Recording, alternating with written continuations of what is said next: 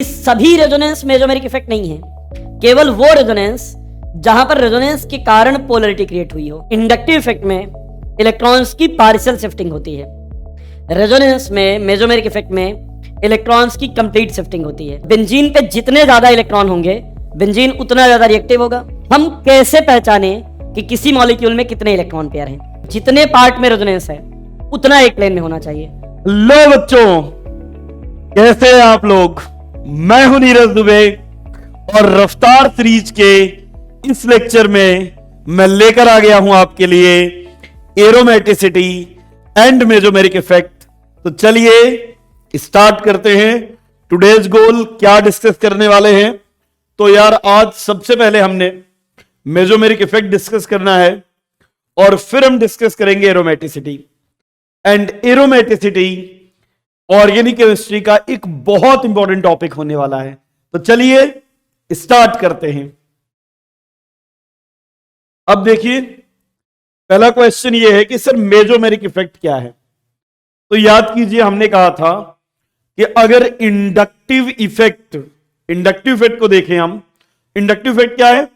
अगर इलेक्ट्रोनिगेटिविटी में डिफरेंस के कारण मॉलिक्यूल में पोलरिटी क्रिएट होती है तो इसको इंडक्टिव इफेक्ट कहते हैं। और अगर रेजोनेंस के कारण पोलरिटी क्रिएट होती है तो उसे मेसोमेरिक इफेक्ट कहते हैं। तो डिफरेंशियल लिख लीजिए। If polarity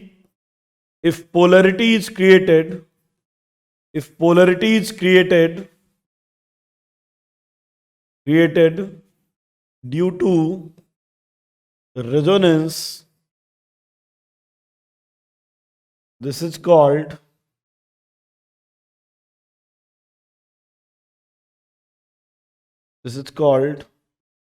mesomeric effect. ठीक है, अगर किसी मॉलिक्यूल में रेजोनेंस के कारण पोलरिटी क्रिएट हो जाए तो उसको मेसोमेरिक इफेक्ट कहते हैं। इसका मतलब यह हुआ कि सभी रेजोनेंस मेसोमेरिक इफेक्ट नहीं है, केवल वो रेजोनेंस जहां पर रेजोनेंस के कारण पोलरिटी क्रिएट हुई हो उन्हीं को हम मेसोमेरिक इफेक्ट कहेंगे। तो लिखिएगा, अगर रेजोनेंस है और रेजोनेंस के कारण मॉलिक्यूल में पोलरिटी क्रिएट हो जाए तो उस टाइप के रेजोनेंस को हम मेसोमेरिक इफेक्ट कहते हैं। तो रेजोनेंस में बी मेसोमेरिक, कौन से रेजोनेंस मेसोमेरिक हैं? वो रेजोनेंस जिनके कारण पोलरिटी क्रिएट हो उन रेजोनेंस को मेसोमेरिक कहेंगे। बट मेसोमेरिक इफेक्ट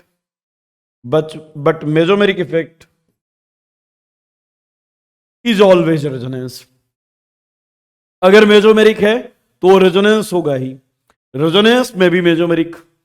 कौन से रेजोनेंस मेसोमेरिक होंगे?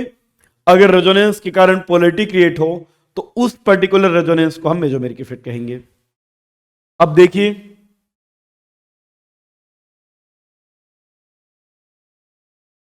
हमने कहा था इंडक्टिव इफेक्ट डिस्टेंस पर डिपेंड करता है और हमने देखा था 3 से 4 कार्बन के बाद इंडक्टिव इफेक्ट ऑलमोस्ट नेग्लिजिबल हो जाता है। लेकिन मेसोमेरिक इफेक्ट डिस्टेंस पर डिपेंड नहीं करता। अगर 100 नंबर ऑफ कार्बन है तो जहां तक कॉन्जुगेशन मिलेगा, जहां तक रेजोनेंस लगेगा, वहां तक मेसोमेरिक इफेक्ट लग जाएगा। तो नेक्स्ट पॉइंट लिखिए, mesomeric effect is distance independent effect. Next point, mesomeric effect is distance independent effect. ये इफेक्ट डिस्टेंस पर डिपेंड नहीं करता है। अब देखिए, इंडक्टिव इफेक्ट में इलेक्ट्रॉन्स की पार्शियल शिफ्टिंग होती है।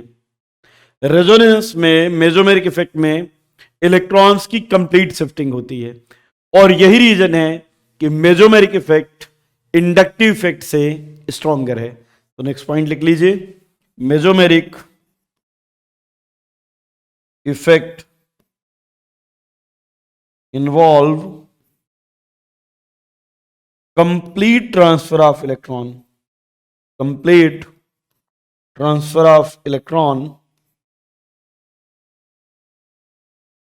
Hence, mesomeric is stronger than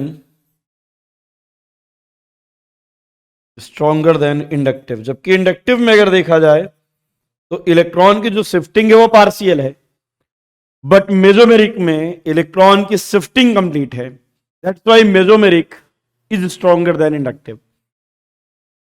next point देखिए, हमने कहा था mesomeric effect distance independent effect है। मेसोमेरिक इफेक्ट में कंप्लीट ट्रांसफर है, तो अगर कंप्लीट ट्रांसफर है तो ये इंडक्टिव के कंपैरिजन में स्ट्रॉन्गर है। मतलब अगर मॉलिक्यूल पर कोई इंपैक्ट देखना है, इंडक्टिव और मेसोमेरिक दोनों हैं, तो मेसोमेरिक ज्यादा पावरफुल होगा इंडक्टिव से। जो नेट या रिजल्टेंट इफेक्ट दिखेगा वो मेसोमेरिक के कारण दिखेगा।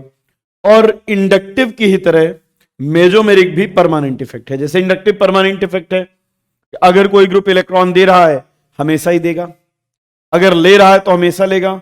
ऐसे अगर कोई ग्रुप मेसोमेरिक के कारण इलेक्ट्रॉन देता है तो हमेशा देगा, और अगर मेसोमेरिक के कारण इलेक्ट्रॉन लेता है तो हमेशा लेगा।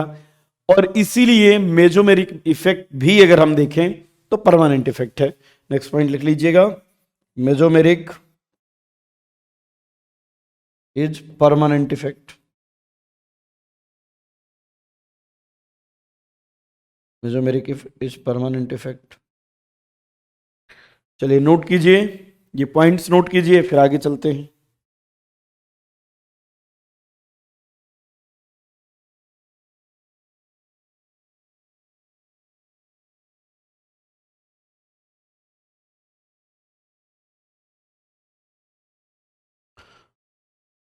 अब देखिए, हमने इंडक्टिव को दो कैटेगरी में डिवाइड किया था।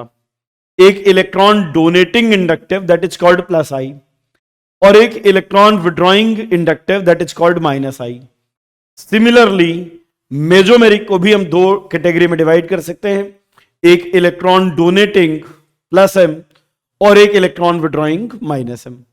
अब देखिए, अगर हमारे पास कॉन्जुगेटेड सिस्टम यानी बेंजीन है, अगर हमारे पास कॉन्जुगेटेड सिस्टम यानी बेंजीन है, जैसे अगर बेंजीन में देखें तो पाई सिग्मा पाई कॉन्जुगेशन है।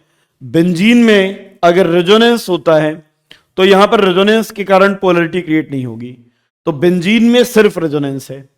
लेकिन अगर मैं बेंजीन में यहां पर जो हाइड्रोजन है, इस हाइड्रोजन को रिप्लेस करता हूं और एक ग्रुप लगा देता हूं एक्स, ठीक है, हाइड्रोजन को रिप्लेस किया और एक ग्रुप लगा दिया एक्स, और इस एक्स के पास लोन पेयर है, इसके पास लोन पेयर है। जैसे एक्स की जगह मैंने OH ले लिया, अब इसके पास लोन पेयर है। मैंने क्या किया है, हाइड्रोजन हटाया और एक ऐसा ग्रुप लगाया जिस ग्रुप के पास लोन पेयर है। अब देखिए, क्या इस मॉलिक्यूल में फर्दर रेजोनेंस है? बिल्कुल। कैसे? तो अगर हम केवल इतने सिस्टम को देखें, अगर हम केवल इतने पार्ट को देखें तो क्या दिखेगा हमें, पाई sigma lone pair, and pi sigma lone pair is the condition of conjugation, और जहां कॉन्जुगेशन है वहां रेजोनेंस है। यहां पे ऑक्सीजन के पास दो लोन पेयर है। अब कॉन्जुगेशन है, रेजोनेंस है, और अगर रेजोनेंस है तो एक और नया रेजोनेटिंग स्ट्रक्चर बनेगा। देखिए कैसे, ये इलेक्ट्रॉन इधर जाएगा, भाई इलेक्ट्रॉन किधर मूव करता है, lone pair to pi bond, lone pair to pi bond electron move हुआ। और अगर इलेक्ट्रॉन मूव होता है तो अब देखिए नया रेजोनेटिंग स्ट्रक्चर कैसा बनेगा। अगर ये इलेक्ट्रॉन मूव करता है तो ये कुछ इस तरह से, ऑक्सीजन ने इलेक्ट्रॉन दिया है, जो भी एटम इलेक्ट्रॉन देता है उस एटम पे पॉजिटिव चार्ज आ जाता है, एक पॉजिटिव चार्ज आ गया और एक लोन पेयर अभी भी है। ये बॉन्ड टूटा है तो इस कार्बन पर नेगेटिव आ गया, नेगेटिव, ये ऐसा बन गया एक नया रेजोनेटिंग स्ट्रक्चर। अब देखिए, क्या इस मॉलिक्यूल में फर्दर रेजोनेंस हो सकता है? अब मैं केवल इतने पार्ट पर फोकस कर रहा हूं, इतने पार्ट पर। तो देखिए, pi sigma negative charge, again pi sigma negative charge is condition of conjugation. ये इलेक्ट्रॉन इधर गया और ये इलेक्ट्रॉन इधर गया। अब अगर ऐसा होता है तो एक नया रेजोनेटिंग स्ट्रक्चर बना,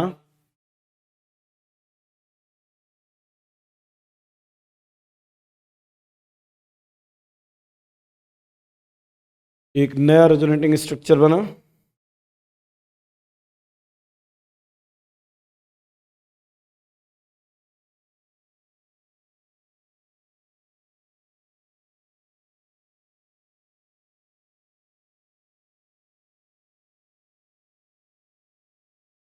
ये ऐसा नेगेटिव चार्ज यहां पर, ये ऐसा, यहां पे double bond O H, oxygen के पास पॉजिटिव चार्ज और लोन पेयर। अब अगेन हम अगर केवल इतने पर फोकस करें, इतने पार्ट पर फोकस करें, तो फिर देखिए pi sigma negative charge, again conjugation है, और अगर फिर से कॉन्जुगेशन है तो अब फिर से रेजोनेंस हुआ, और जब अब रेजोनेंस हुआ तो कैसा बना स्ट्रक्चर, ये नेगेटिव चार्ज यहां पर, नेगेटिव चार्ज यहां पर, ये डबल बॉन्ड ओ एच, एक लोन पेयर, एक पॉजिटिव, और ये ऐसा बन गया। अब देखिए फिर से रेजोनेंस हो सकता है क्या, अगेन देखिए पॉजिटिव पाई नेगेटिव, फिर से कॉन्जुगेशन, फिर से रेजोनेंस, ये इलेक्ट्रॉन इधर गया और फिर से एक न्यूट्रल स्पीसीज बन जाएगा, एक न्यूट्रल स्पीसीज बन जाएगा, ये कुछ इस तरह से डबल बॉन्ड और ये OH। तो यहां पर फिनॉल मॉलिक्यूल के अगर हम देखें तो टोटल 5 रेजोनेटिंग स्ट्रक्चर्स बने हैं। अब ये वाला OH अगर हम देखें तो ये OH रिंग को इलेक्ट्रॉन दे रहा है, और जो भी ग्रुप रिंग को इलेक्ट्रॉन देते हैं वो इलेक्ट्रॉन डोनेटिंग ग्रुप होंगे, और अगर इलेक्ट्रॉन डोनेटिंग ग्रुप हैं तो इनको हम +M कहते हैं। कोई भी एटम जिसके पास लोन पेयर है, ठीक है ना, कोई भी एटम जिसके पास लोन पेयर है उनका सबका बिहेवियर +M होगा, ठीक है। बस आपको क्या ध्यान रखना है, फर्स्ट कनेक्टेड एटम पर लोन पेयर है, डेफिनेटली वो इलेक्ट्रॉन देने वाला है रिंग को, और रिंग को इलेक्ट्रॉन देगा तो रिंग में इलेक्ट्रॉन डेंसिटी बढ़ाएगा, और इसको हम जो भी इलेक्ट्रॉन डेंसिटी बढ़ाते हैं डोनेटिंग ग्रुप है। जैसे +I ग्रुप क्या था, इलेक्ट्रॉन दे रहा था +M, इलेक्ट्रॉन दे रहा था +I, यहां पर रेजोनेंस के कारण इलेक्ट्रॉन दे रहा है तो इसको +M कह देंगे।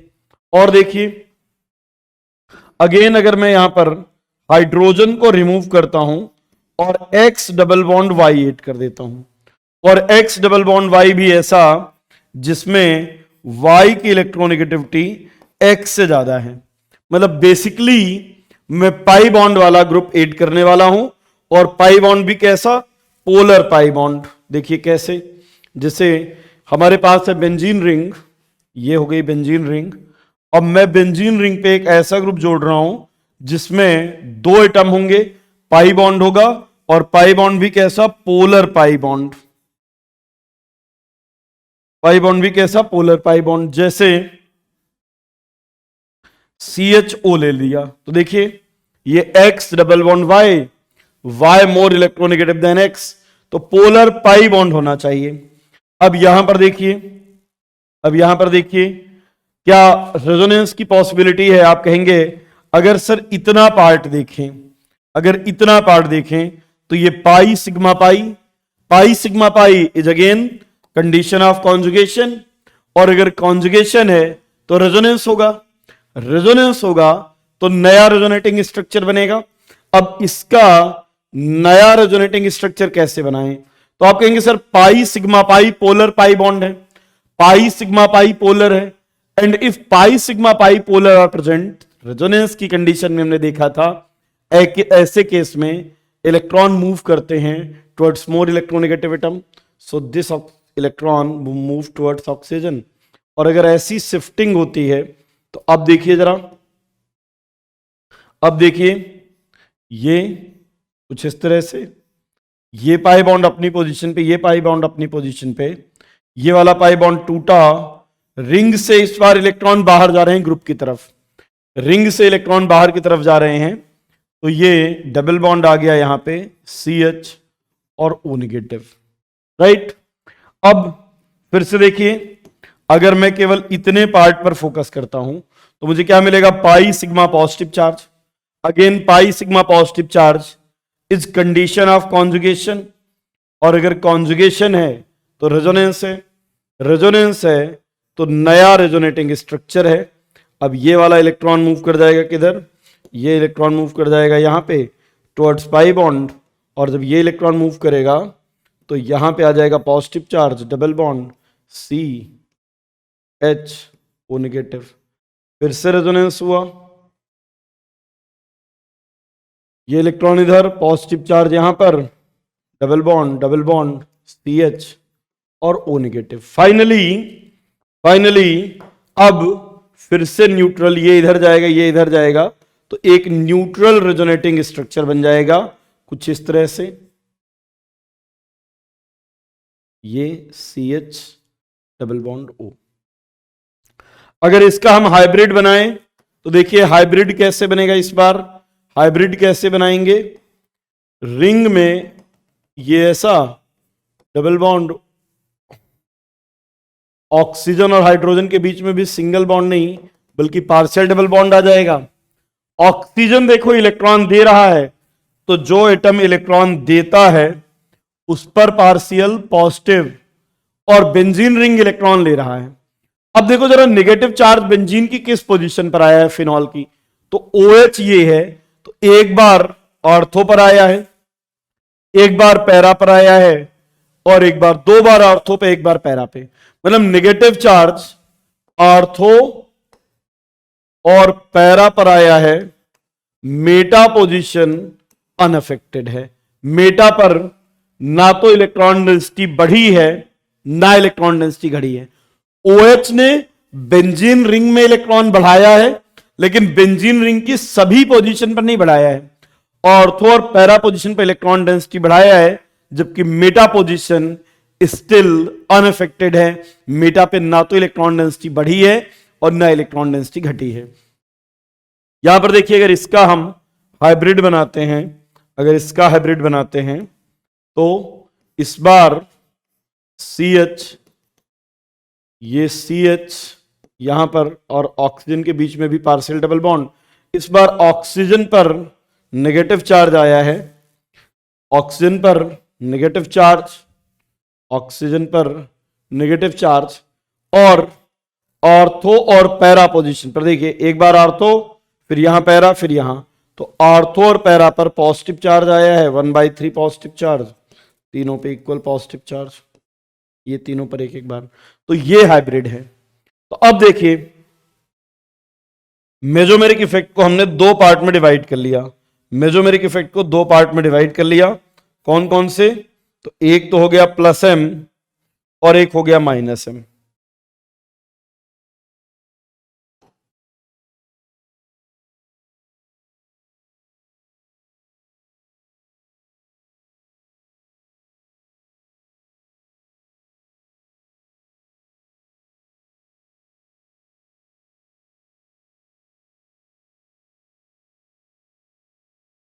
एक हो गया +m और एक हो गया -m। अब जरा देखिए +m के बारे में, अगर देखें, अब देखिए जरा +m के बारे में, +m जो है ये रिंग को इलेक्ट्रॉन दे रहा है या रिंग से इलेक्ट्रॉन ले रहा है, ठीक है। तो +m के लिए क्या चाहिए, +m के लिए पहली चीज तो अगर लोन पेयर है तो +m शो करेगा, और अगर पोलर पाई बॉन्ड है, पोलर पाई बॉन्ड है तो -m शो करेगा। अब लोन पेयर किसके किसके पास होता है, जैसे OH हो गया, NH2 हो गया, हेलोजन हो गए, ऑक्सीजन नाइट्रोजन हेलोजन, इनके पास लोन पेयर है, ये +m। पोलर पाई बॉन्ड जैसे NO2 हो गया, ये -m शो करेगा, जैसे CN हो गया, CHO हो गया, ये सभी कुछ एग्जांपल लिए हैं, ये सभी +m वाले, ये सभी -m वाले। और देखिए +m वाला जो है ये इलेक्ट्रॉन डेंसिटी बढ़ा रहा है, इलेक्ट्रॉन डेंसिटी अगर बढ़ा रहा है तो बेंजीन पे जितने ज्यादा इलेक्ट्रॉन होंगे बेंजीन उतना ज्यादा रिएक्टिव होगा, तो जो भी इलेक्ट्रॉन डेंसिटी बढ़ाते हैं वो बेंजीन रिंग को एक्टिवेट करते हैं, और इसलिए +m वाले को हम कह सकते हैं एक्टिवेटिंग। एक्टिवेटिंग ये क्या कर रहे हैं, बेंजीन रिंग पर इलेक्ट्रॉन डेंसिटी घटा रहे हैं, माइनस एम वाले बेंजीन रिंग पे इलेक्ट्रॉन डेंसिटी घटा करके बेंजीन की रिएक्टिविटी को कम कर रहे हैं, तो ये डीएक्टिवेटिंग है। और देखिए एक्टिवेटिंग है। अब बेंजीन रिंग की सभी पोजीशन पे इलेक्ट्रॉन डेंसिटी बढ़ा रहे हैं या कुछ पर्टिकुलर पोजीशन पे, तो आप कहेंगे सर आर्थो और पैरा पे इलेक्ट्रॉन डेंसिटी बढ़ा रहे हैं। इसलिए जब बेंजीन पर कोई इलेक्ट्रॉन डिफिशिएंट स्पीसीज को कहते हैं इलेक्ट्रोफाइल, जब कोई इलेक्ट्रॉन डिफिशिएंट स्पीसीज बेंजीन है और बेंजीन फिनॉल लिया है, फिनॉल की बेंजीन रिंग पे आना है, तो उस पोजीशन पर आएगा जहां पे इलेक्ट्रॉन डेंसिटी ज्यादा है। कहां पे ज्यादा है? आर्थो और पैरा पोजीशन पर। और इसलिए जो प्लस एम वाले हैं वो आर्थो पैरा डायरेक्टिंग है, ये आर्थो पैरा डायरेक्टिंग है। और अगर माइनस एम वाले देखा जाए, ये माइनस एम वाले, ठीक है ना, ये वाले ग्रुप, ये प्लस एम है और ये माइनस एम है। अगर माइनस एम वाले देखा जाए तो ये आर्थो और पैरा में इलेक्ट्रॉन डेंसिटी ऑलरेडी कम कर चुके हैं। अब इलेक्ट्रोफाइल ऑलरेडी इलेक्ट्रॉन डिफिशिएंट होता है, इलेक्ट्रोफाइल जिसको इलेक्ट्रॉनों की जरूरत है, ठीक है ना। तो अब देखिए आर्थो और पैरा पे ऑलरेडी ये खुद पॉजिटिव चार्ज इलेक्ट्रॉन डिफिशिएंट है, आर्थो और पैरा पे ऑलरेडी इलेक्ट्रॉन डेंसिटी कम हो चुकी है, तो मेटा पे ना इलेक्ट्रॉन डेंसिटी घटी है और ना मेटा पे इलेक्ट्रॉन डेंसिटी बढ़ी है। इसलिए अब इलेक्ट्रोफाइल मेटा पे आना प्रेफर करेगा और इसीलिए जो माइनस एम वाले हैं वो मेटा डायरेक्टिंग है, माइनस एम वाले जो हैं वो मेटा डायरेक्टिंग होंगे, ठीक है। तो ध्यान रखिएगा प्लस एम वाले जिनके पास लोन पेयर है, माइनस एम जहां पे पोलर पाई बॉन्ड है, प्लस एम वाले एक्टिवेटिंग, माइनस एम वाले डीएक्टिवेटिंग, प्लस एम वाले ortho para directing, minus M वाले मेटा डायरेक्टिंग। नोट कीजिए, फिर आगे चलते हैं।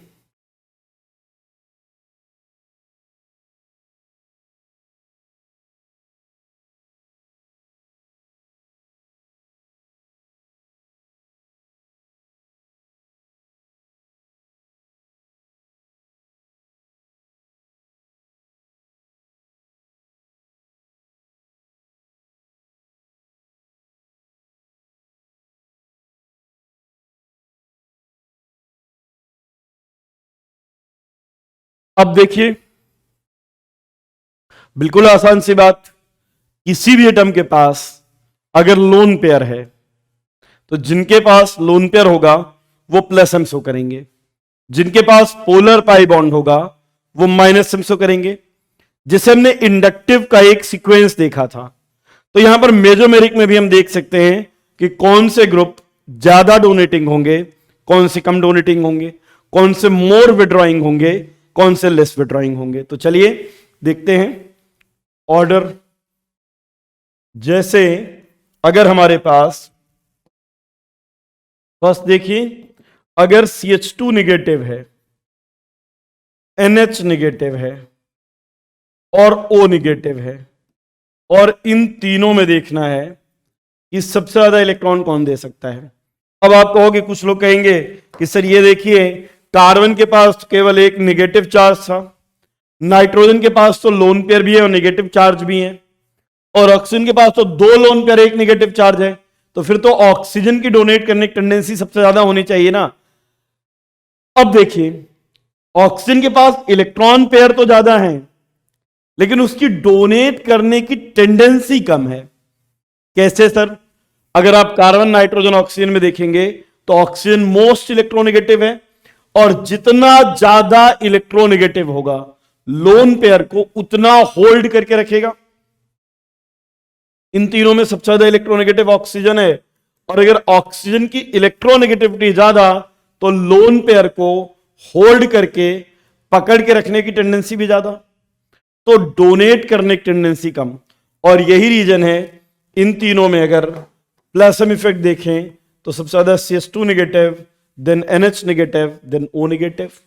चलिए और एग्जांपल लेते हैं। सर अगर NH2 और OH में देखें तो कौन ज्यादा होगा? अगेन बिल्कुल सिमिलर, NH2 और OH में देखोगे यहां पे नाइट्रोजन डोनर है, ऑक्सीजन के पास ऑल्दो दो लोन पेयर हैं, बट नाइट्रोजन ऑक्सीजन में ऑक्सीजन मोर इलेक्ट्रोनेगेटिव है, मोर इलेक्ट्रोनेगेटिव है, लोन पेयर को होल्ड करके रखेगा, पकड़ के रखेगा, उसकी डोनेट करने की टेंडेंसी कम हो जाएगी, तो NH2 और OH में NH2 ज्यादा डोनेट करेगा। तो अगर एक न्यूट्रल है और एक चार्ज्ड है, जैसे अगर हमारे पास NH निगेटिव है और NH2 है, या O निगेटिव और OH है, तो न्यूट्रल और चार्ज्ड में कौन ज्यादा देगा? ठीक है, तो ध्यान रखिएगा, अगर एक न्यूट्रल है और एक चार्ज्ड है,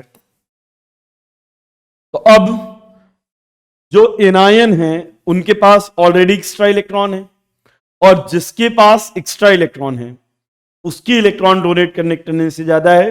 तो अगर एक न्यूट्रल है और एक एनायनिक है, तो एनायनिक की इलेक्ट्रॉन देने की टेंडेंसी ज्यादा होगी। सो NH नेगेटिव NH2 ज्यादा होगा, O नेगेटिव OH से ज्यादा होगा। और एग्जांपल देखिए, अगर हमारे पास NH2 है एक और एक NHCOCH3 है, सिमिलरली अगर एक OH है और एक OCOCH3 है, अब इन दोनों में देखें कि बेंजीन रिंग को ज्यादा इलेक्ट्रॉन कौन दे सकता है। तो ध्यान से देखिए, अगर मैं इन दोनों को बेंजीन रिंग से जोड़ता हूं, एक बार मैंने बेंजीन रिंग से NH2 को जोड़ा है, समझिए जरा, और दूसरी बार मैंने बेंजीन रिंग से एमाइड को जोड़ा है, NHCOCH3। अब देखिए, इस लोन पेयर के पास केवल एक ही चॉइस है कि वो बेंजीन रिंग के साथ रेजोनेंस करे। इस लोन पेयर के पास केवल एक ही चॉइस है, वो केवल बेंजीन रिंग के साथ रेजोनेंस कर सकता है। लेकिन जो यहां पे लोन पेयर है, ये बेंजीन रिंग के साथ भी रेजोनेंस कर सकता है और कार्बोनाइल ग्रुप के साथ भी रेजोनेंस कर सकता है।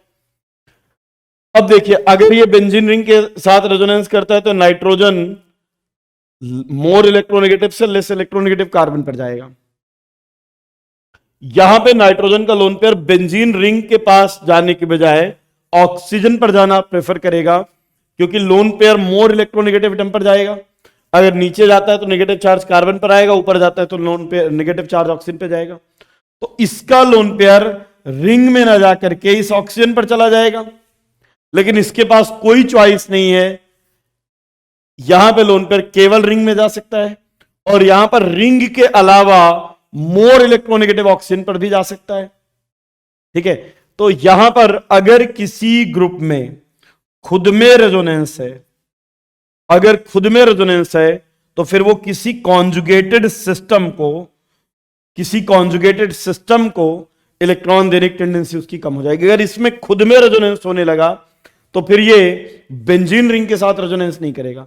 अगर ये नाइट्रोजन का लोन पेयर कार्बोनाइल पे शिफ्ट हो गया, तो फिर अगर ये लोन पेयर कार्बोनाइल पे शिफ्ट हो गया तो रिंग पर लोन पेयर जाने की टेंडेंसी कम हो जाएगी, जबकि इसके पास कोई चॉइस नहीं है, इलेक्ट्रॉन केवल बेंजीन रिंग पे जा सकता था। इसीलिए इस टाइप का जो रेजोनेंस होता है उसको हम कहते हैं इंटरनल रेजोनेंस। अगर ग्रुप में खुद में रेजोनेंस हो रहा है तो उसको हम कहेंगे इंटरनल रेजोनेंस। और अगर किसी मॉलिक्यूल में इंटरनल रेजोनेंस है तो फिर उसका एक्सटर्नल सिस्टम के साथ रेजोनेंस कम हो जाएगा। और यही रीजन है कि NH2 का रेजोनेंस एमाइड से ज्यादा होता है। सिमिलरली एल्कोहल या ईथर का जो लोन पेयर है वो ज्यादा +M लगाएगा कंपैरिजन टू एस्टर के लोन पेयर। रीजन क्या है कि यहां पे जो एस्टर में जो ऑक्सीजन का लोन पेयर है, इसमें इंटरनल रेजोनेंस है। अगर ये खुद ही रेजोनेंस करने लगेगा तो फिर इसकी बेंजीन रिंग के साथ रेजोनेंस में जाने की टेंडेंसी कम हो जाएगी। इसलिए अगर एक एल्कोहल और एस्टर है तो एल्कोहल का +M इफेक्ट ज्यादा होगा। नोट कीजिए, फिर आगे चलते हैं।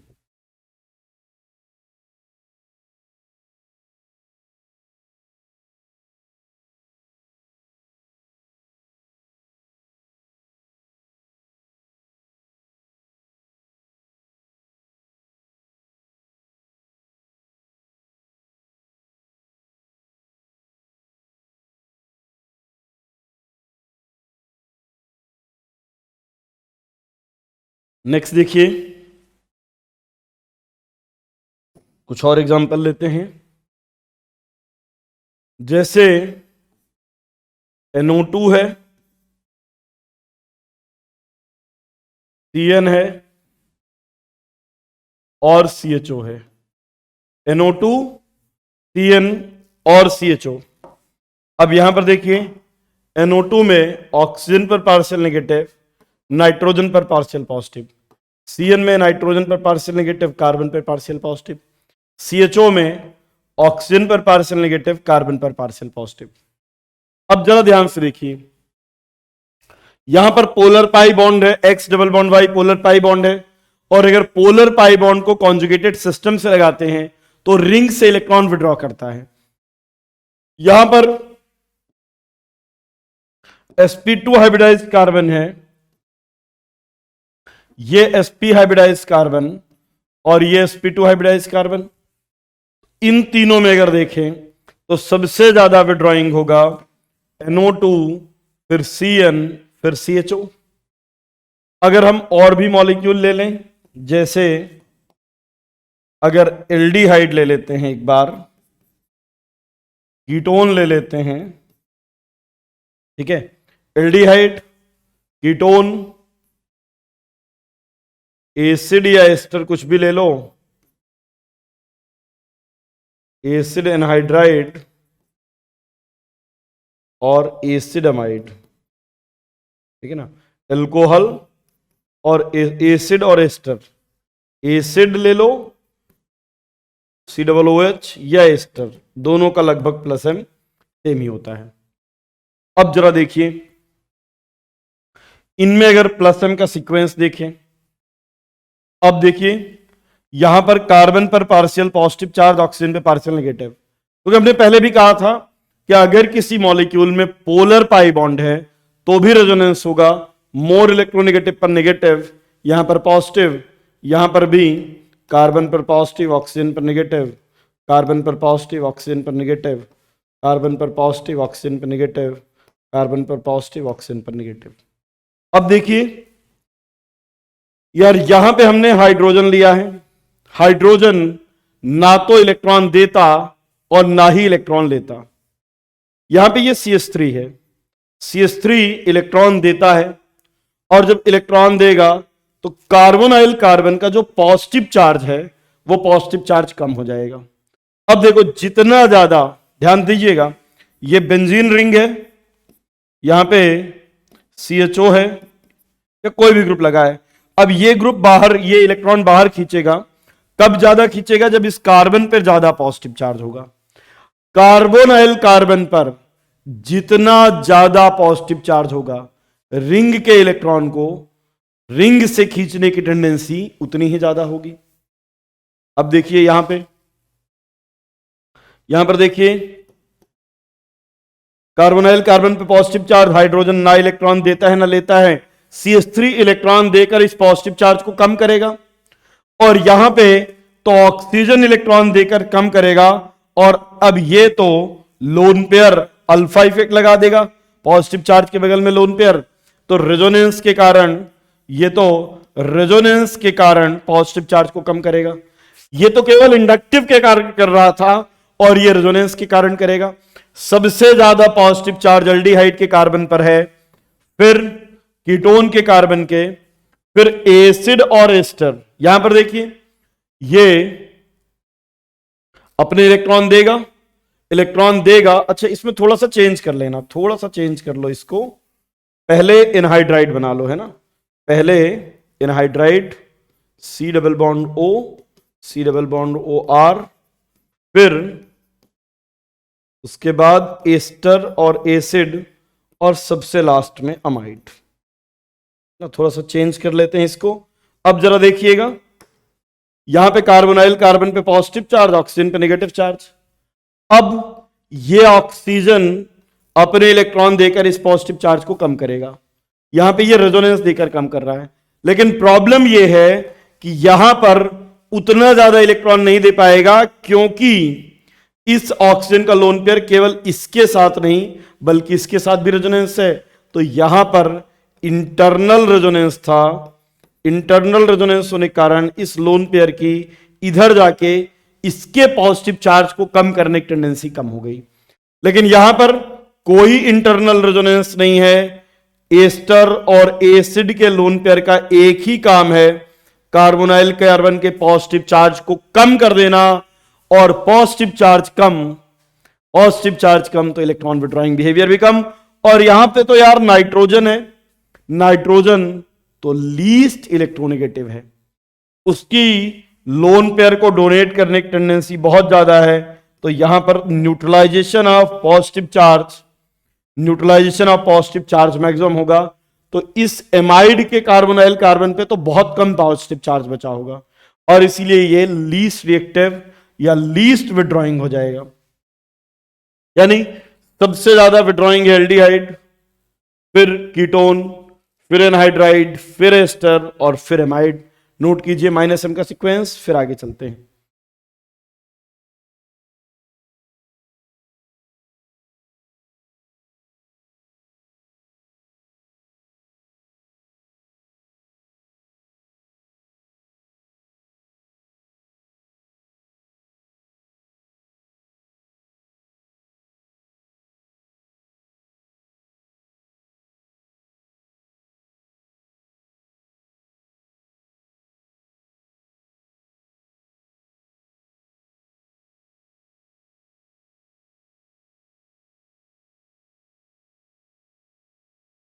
So it's about mesomeric effect. ठीक है, आगे जब हम कार्बोकेटायन की स्टेबिलिटी पढ़ेंगे, कार्बन आयन की स्टेबिलिटी पढ़ेंगे, इंडक्टिव और एसिडिक स्ट्रेंथ, बेसिक स्ट्रेंथ, वहां पर हम इस कॉन्सेप्ट को यूज करने वाले हैं। एक लास्ट और देख लीजिएगा, अगर हमारे पास हैलोजन है FClBrI, तो हैलोजन्स में अगर हम -I देखें तो -I FClBrI में -I फ्लोरीन का ज्यादा होता है, फिर क्लोरीन, फिर ब्रोमीन, फिर आयोडीन। लेकिन अगर +M की बात करें तो +M FClBrI में इन सभी के पास लोन पेयर है, सभी +M शो करेंगे, सभी +M शो करेंगे। अब ध्यान दीजिएगा, फ्लोरीन का साइज छोटा है, स्मॉल साइज होने के कारण फ्लोरीन के लोन पेयर ज्यादा आसानी से कार्बन डबल बॉन्ड कार्बन, अगर एक बार फ्लोरीन बना दिया जाए और एक बार क्लोरीन बना दिया जाए, अब देखिए क्लोरीन का साइज बड़ा होगा जबकि कार्बन का साइज छोटा है।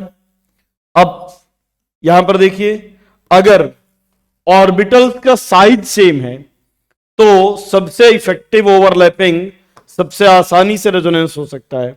तो फ्लोरीन और क्लोरीन में रेजोनेंस में जाने की टेंडेंसी यानी +M भी फ्लोरीन का ज्यादा होगा। इनफैक्ट फ्लोरीन एक ऐसा ग्रुप है जो -I के कारण जितना खींचता है +M के कारण उतना ही डोनेट भी कर देता है।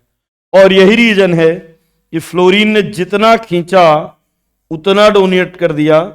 पर आयोडीन ऐसा है जो खींचता तो है, -I तो लगाता है लेकिन +M बहुत कम लगाता है, और इसीलिए FClBrI में जब -I एंड +M दोनों लगते हैं तो इसका जो ओवरऑल बिहेवियर हो जाता है वो इलेक्ट्रॉन विदड्रॉइंग है, क्योंकि हैलोजन ही केवल ऐसे हैं जिनमें इंडक्टिव और मेसोमेरिक में इंडक्टिव स्ट्रांग हो जाता है, मेसोमेरिक वीक हो जाता है। तो ध्यान रखिएगा, FClBrI में जब इंडक्टिव और मेसोमेरिक दोनों लगेंगे तब सबसे ज्यादा विड्रॉइंग होगा इंडक्टिव, जब केवल तब सबसे ज्यादा विड्रॉइंग होगा आयोडीन।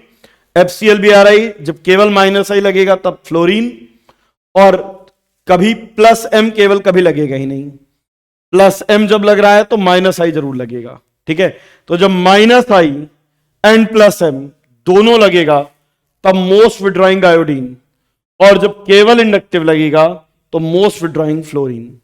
नोट कीजिए, फिर आगे चलते हैं।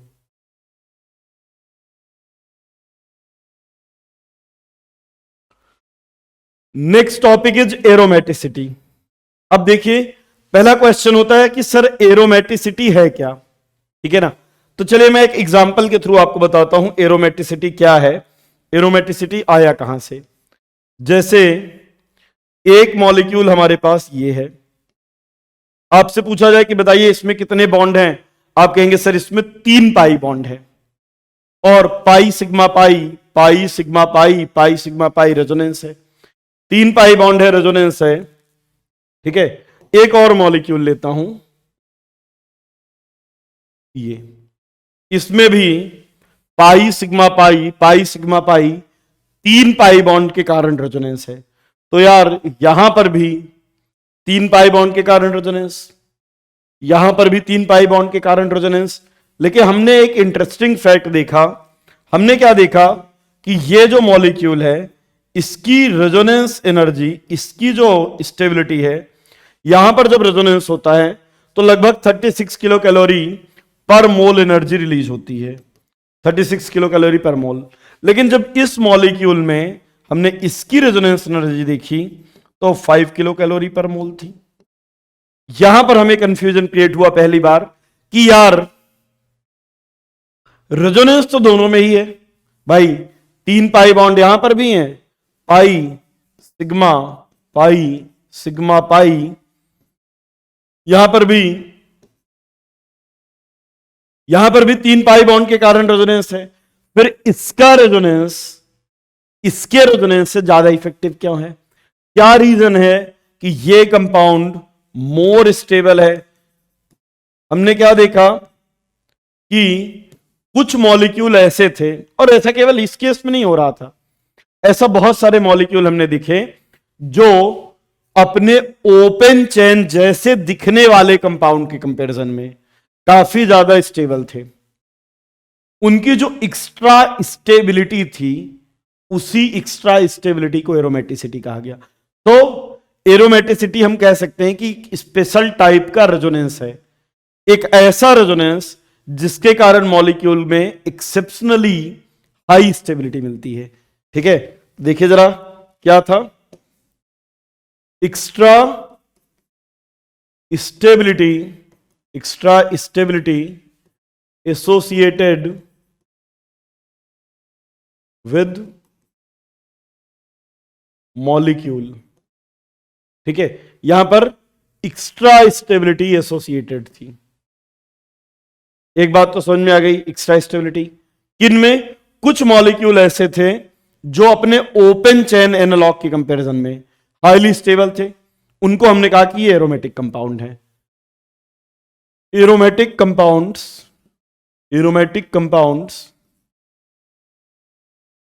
Are more stable compare to open chain analog. अब इन कंपाउंड को हमने एरोमेटिक कंपाउंड क्यों कहा? क्योंकि जब हमने इस टाइप के कंपाउंड की स्टडी किया जो अपने ओपन चेन एनालॉग के कंपैरिजन में काफी ज्यादा स्टेबल में, उनमें एक कॉमन फैक्टर दिखा कि उनमें एक पर्टिकुलर एरोमा, उनमें एक पर्टिकुलर स्मेल था, इसलिए इनको एरोमेटिक कंपाउंड कहा। हमने देखा कि जब इन कंपाउंड्स की प्रॉपर्टीज डिस्कस कर रहे थे, इनको बर्न किया तो ये सूटी फ्लेम के साथ बर्न हो रहे थे। अब सूटी फ्लेम के कारण बर्न होने का रीजन ये था कि यहां पे इसके अगर मॉलिक्यूलर फॉर्मूला देखें C6H6 था, हायर परसेंटेज ऑफ कार्बन है, और हायर परसेंटेज ऑफ कार्बन का परसेंटेज बर्न होने के कारण ये सूटी फ्लेम दिख रहे थे। लेकिन यहां पे 2 क्वेश्चन आते हैं कि सर हमें कैसे पता चलेगा कि ऐसे कौन से मॉलिक्यूल हैं जो अपने ओपन चेन एनालॉग कंपैरिजन में हाईली स्टेबल हैं? हम कैसे पता कर लें कि रेजोनेंस के ऐसे कौन से केस हैं जिनमें नॉर्मल रेजोनेंस के कंपैरिजन में इन केसेस में हायर स्टेबिलिटी एसोसिएटेड होती है? हम देखकर कैसे पता लगाएं? तो देखो क्या देखा, कुछ पर्टिकुलर कंडीशंस हैं, अगर कोई मॉलिक्यूल उन पर्टिकुलर कंडीशन को फॉलो करता है तो वो एरोमेटिक होगा, तो वो अपने ओपन चेन एनालॉग के कंपैरिजन में हाईली स्टेबल होगा। तो कंडीशन फॉर एरोमेटिसिटी देखिए, condition for aromaticity,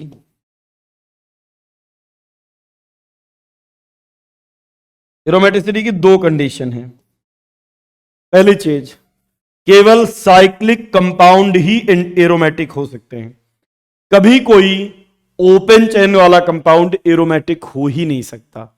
only cyclic compound can be aromatic. और इतना ही नहीं, सिर्फ साइक्लिक नहीं होने चाहिए, उनमें साइक्लिक रेजोनेंस भी होना चाहिए। अब आप कहेंगे सर साइक्लिक रेजोनेंस का क्या मतलब है?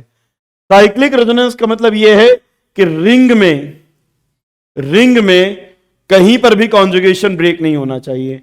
यानी हर पाई के बाद सिग्मा, सिग्मा के बाद पाई, फिर sigma, pi sigma pi sigma pi sigma pi, conjugation इस तरह से हो कि एक पूरा साइकिल कंप्लीट हो जाए।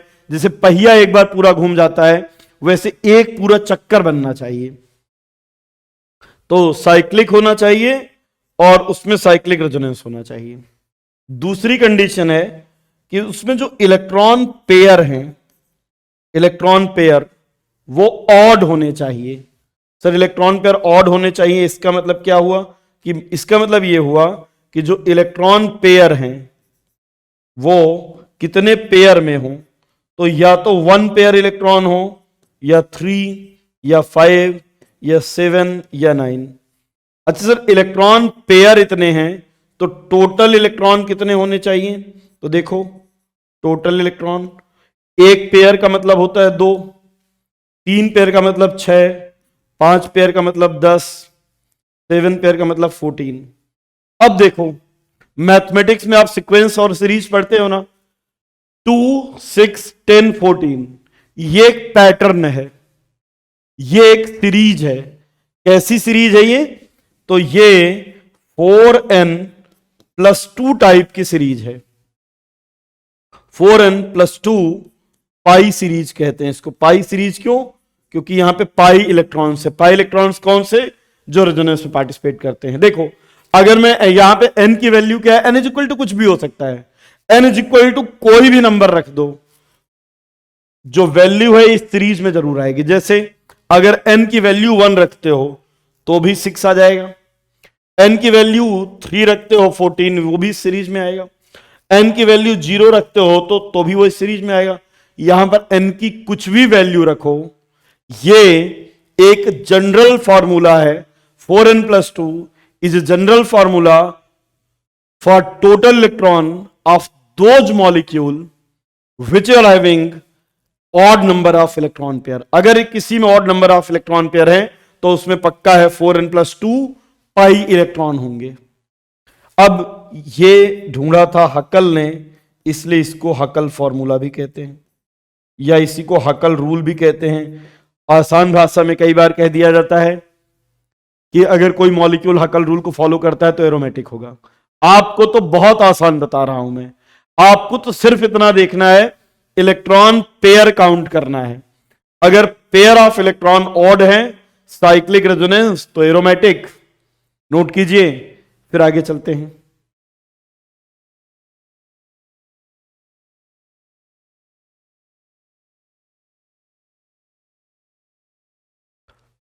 अब देखिए कुछ ऐसे भी मॉलिक्यूल थे जो ओपन चेन एनालॉग के कंपैरिजन में हाईली अनस्टेबल थे, उनको कहा एंटी एरोमेटिक कंपाउंड। ऐसा ही नहीं है कंपाउंड सिर्फ एरोमेटिक ही थे, कुछ कंपाउंड हमने क्या देखा कि एंटी एरोमेटिक है। क्या थे एंटी एरोमेटिक? ध्यान दीजिएगा, if molecule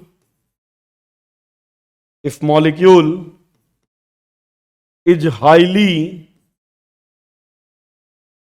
unstable compared to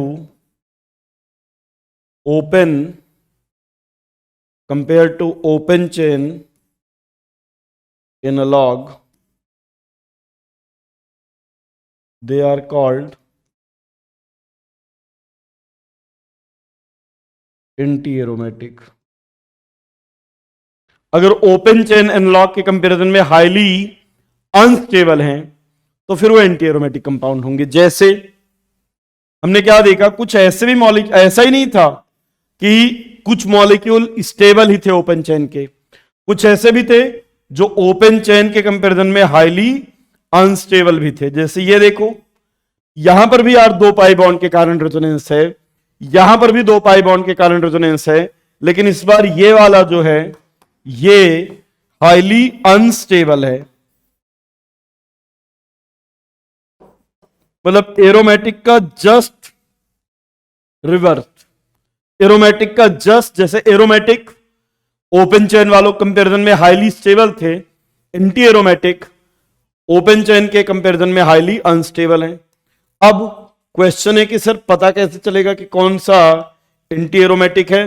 तो बिल्कुल सिमिलर कंडीशन, ध्यान दीजिएगा, एंटी एरोमेटिक भी केवल साइक्लिक कंपाउंड ही एंटी एरोमेटिक हो सकते हैं। कभी कोई ओपन चेन कंपाउंड ना तो एरोमेटिक होता ना एंटी एरोमेटिक, तो साइक्लिक होना चाहिए।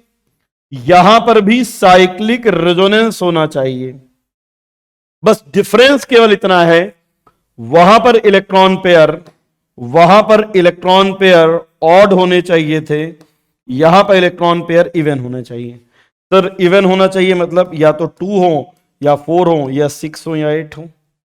अच्छा 2 4 6 8 इलेक्ट्रॉन पेयर अगर इतने हैं तो टोटल इलेक्ट्रॉन 2 पेयर का मतलब 4 इलेक्ट्रॉन, 4 पेयर का मतलब 8 इलेक्ट्रॉन, 12 इलेक्ट्रॉन, 16 इलेक्ट्रॉन। अब अगर इसकी सीरीज देखें तो ये किस टाइप की सीरीज है? ये 4n सीरीज है, ये 4n सीरीज है। अगर 4n+2 सीरीज को फॉलो करता है तो एरोमेटिक, 4n सीरीज को फॉलो करता है तो एंटी एरोमेटिक। अब यार कोई भी मॉलिक्यूल है, अगर उसमें साइक्लिक रेजोनेंस है तो या तो इवन इलेक्ट्रॉन पेयर होंगे या ऑड होंगे। Even electron pair anti aromatic, odd electron pair तो एरोमेटिक। और अगर कोई ऐसा मॉलिक्यूल है जिसमें साइक्लिक रेजोनेंस ही नहीं है तो वो न एरोमेटिक होगा न एंटी एरोमेटिक, वो हो जाएगा नॉन एरोमेटिक। कौन से मॉलिक्यूल होंगे non aromatic? Which do not have cyclic resonance, क्योंकि अगर साइक्लिक रेजोनेंस है तो या तो इलेक्ट्रॉन पेयर इवन होंगे या ऑड होंगे। ऑड होंगे तो वो हाईली स्टेबल, इवन होंगे तो highly unstable.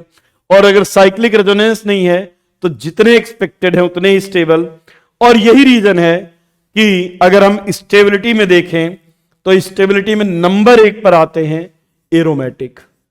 Aromatic most stable में आएंगे, एरोमेटिक मोस्ट स्टेबल में, फिर नॉन एरोमेटिक, क्योंकि एंटी एरोमेटिक ये तो हाईली अनस्टेबल हो जाएंगे। Anti aromatic highly unstable. एक सवाल और उठता है यहां पे, सर इलेक्ट्रॉन पेयर का मतलब क्या है? हम कैसे पहचाने कि किसी मॉलिक्यूल में कितने इलेक्ट्रॉन पेयर हैं? देखो बेटा, इलेक्ट्रॉन पेयर का मतलब क्या है? पेयर तो आप समझते ही हैं, 2 इलेक्ट्रॉन, पेयर मतलब 2 इलेक्ट्रॉन। अब देखो, अगर पाई बॉन्ड है तो हर एक पाई बॉन्ड का मतलब, हर एक पाई बॉन्ड डबल बॉन्ड है अगर, तो इसका मतलब 1 इलेक्ट्रॉन पेयर। लोन पेयर का मतलब 1 इलेक्ट्रॉन पेयर, नेगेटिव चार्ज का मतलब 1 इलेक्ट्रॉन पेयर। अगर कभी ऐसा हो जाए कि एक एटम हो, सर अगर उसके पास डबल बॉन्ड भी आ जाए और पाई बॉन्ड भी आ जाए तो क्या 2 इलेक्ट्रॉन पेयर काउंट करेंगे? नहीं। अगर डबल बॉन्ड और पाई बॉन्ड दोनों आ जाए तो डबल बॉन्ड को काउंट करेंगे, लोन पेयर को काउंट नहीं करेंगे। अगर कोई एटम ऐसा है जिसके पास 2 इलेक्ट्रॉन पेयर हैं तो जब हम एरोमेटिसिटी के लिए पेयर ऑफ इलेक्ट्रॉन काउंट कर रहे हैं तो कितने इलेक्ट्रॉन काउंट करेंगे? तो ध्यान रखिएगा, 2 पेयर हैं, एक को काउंट करेंगे, एक को काउंट नहीं करेंगे। और पॉजिटिव चार्ज का मतलब इलेक्ट्रॉन पेयर नहीं होता है, पॉजिटिव चार्ज को इलेक्ट्रॉन पेयर में काउंट नहीं करते। किसको किसको करते हैं? नेगेटिव चार्ज, पाई बॉन्ड, लोन पेयर। किसको नहीं करते? तो अगर एक एटम पे 2 लोन पेयर है तो एक को करेंगे, एक को नहीं करेंगे। अगर एक एटम पे पाई बॉन्ड भी है, लोन पेयर भी है, तो लोन पेयर को इलेक्ट्रॉन पेयर में काउंट नहीं करेंगे, पाई बॉन्ड को करेंगे। अगर कहीं पर पॉजिटिव चार्ज है, पॉजिटिव चार्ज के मतलब वैकेंट ऑर्बिटल है, उसको इलेक्ट्रॉन पेयर में काउंट नहीं करते हैं। ठीक है, तो ये लिख लीजिए, ये स्टेबिलिटी का सीक्वेंस है। और फिर हम देखते हैं कि कौन से कंपाउंड एरोमेटिक होंगे, कौन से नॉन एरोमेटिक और कौन से एंटी एरोमेटिक।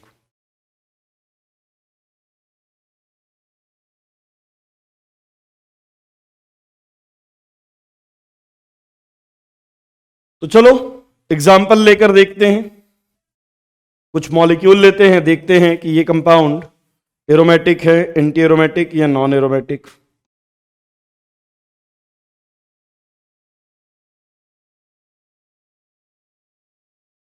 फर्स्ट देखिए, बिल्कुल फेमिलियर हैं आप सभी इस मॉलिक्यूल से, बहुत हमने इसके बारे में देखा है। कौन सा मॉलिक्यूल है? आप कहेंगे सर बेंजीन है। अब देखिए, क्या बेंजीन साइक्लिक है? क्या बेंजीन साइक्लिक है? हाँ सर, रिंग तो बन रही है। क्या रिंग में कहीं पर कॉन्जुगेशन ब्रेक हो रहा है? क्या हर पाई के बाद सिग्मा है? Yes, pi sigma pi, pi sigma pi, pi sigma pi, हर सिग्मा के बाद पाई और हर पाई के बाद सिग्मा। सीधी सी बात, हर पाई के बाद सिग्मा, सिग्मा के बाद पाई, तो यह साइक्लिक तो है सर। ये तो दिख रहा था साइक्लिक है, और सर इसमें साइक्लिक रेजोनेंस भी है। पहली कंडीशन तो पास कर ली इसने। अब इलेक्ट्रॉन पेयर देख लो, 1 2 3, हर एक पाई बॉन्ड का मतलब एक इलेक्ट्रॉन पेयर, 3 इलेक्ट्रॉन पेयर, 3 है मतलब ऑड है, और ऑड है इसका मतलब ये हुआ कि बेंजीन एरोमेटिक है, बेंजीन एरोमेटिक होगा। तो ये दो कंडीशन देखेंगे, कोई भी मॉलिक्यूल अगर इन दो कंडीशन को पास करता है तो हम कहेंगे वो एरोमेटिक है। नेक्स्ट एग्जांपल देखिए, ये मॉलिक्यूल, ये है नेप्थलीन। नेप्थलीन क्या साइक्लिक है? हाँ सर साइक्लिक है। अब देखो, साइक्लिक तो है, साइक्लिक रेजोनेंस है या नहीं, या कहीं पर कॉन्जुगेशन ब्रेक हो रहा है? क्या हर पाई के बाद सिग्मा है? देखो ये पाई sigma pi, pi sigma pi, pi sigma पाई। कोई भी ऐसा पाई है क्या जिसके बाद सिग्मा ना हो? और कोई भी ऐसा सिग्मा नहीं जिसके बाद पाई ना हो। अच्छा, कुछ लोग होते हैं ढेर होशियार, वो कहते हैं सर देखो हमने तो ढूंढ लिया, ये देखिए pi sigma sigma pi conjugation break. तो यार किसी भी एक डायरेक्शन में पाई सिग्मा पाई, इधर तो मिल गया ना कॉन्जुगेशन, यहां देखो पाई सिग्मा पाई, तो रिंग में ये इलेक्ट्रॉन कंप्लीटली डिलोकलाइज्ड हैं, रिंग में कंप्लीटली डिलोकलाइज्ड हैं, कंप्लीट सर्कल बन रहा है। जहां कहीं पर भी कंप्लीट सर्कल बनेगा हम कहेंगे यस साइक्लिक रेजोनेंस है। अब काउंट कर लेते हैं इलेक्ट्रॉन पेयर, कितने इलेक्ट्रॉन पेयर हैं? सो 3 to 5 ऑड हैं, और अगर ऑड इलेक्ट्रॉन पेयर हैं तो ये कंपाउंड भी एरोमेटिक होगा। तो बेंजीन भी एरोमेटिक, नेप्थलीन भी एरोमेटिक। चलिए और एग्जांपल देखते हैं।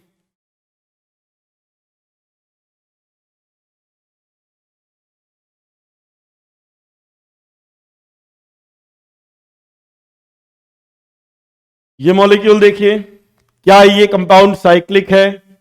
ठीक है सर साइक्लिक है, साइक्लिक रेजोनेंस है, कॉन्जुगेशन कहीं ब्रेक हुआ है?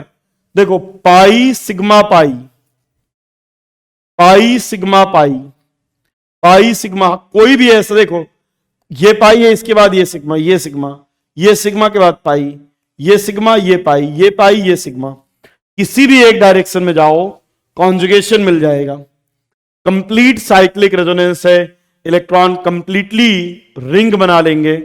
ठीक है, तो अब साइक्लिक है, साइक्लिक रेजोनेंस है, अगर इलेक्ट्रॉन पेयर देखोगे तो 2 5 7 7 है, और अगर इलेक्ट्रॉन पेयर 7 है मतलब इलेक्ट्रॉन पेयर ऑड है, और ऑड है तो एरोमेटिक।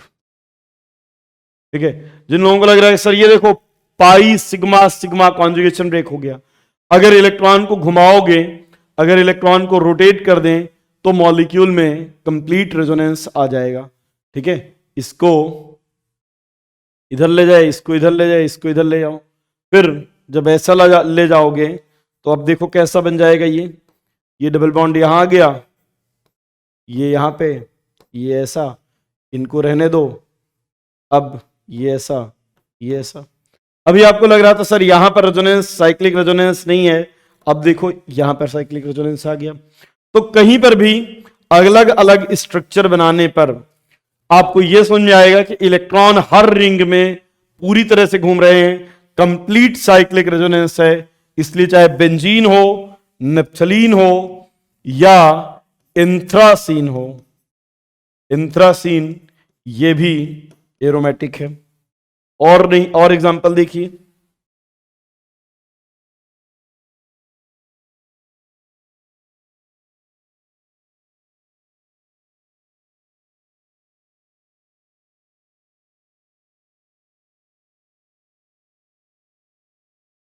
ये मॉलिक्यूल है phenanthrene.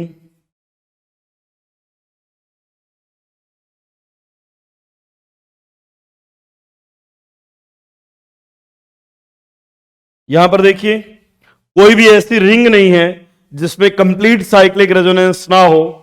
Electron pair cyclic resonance तो है, साइक्लिक रेजोनेंस तो है।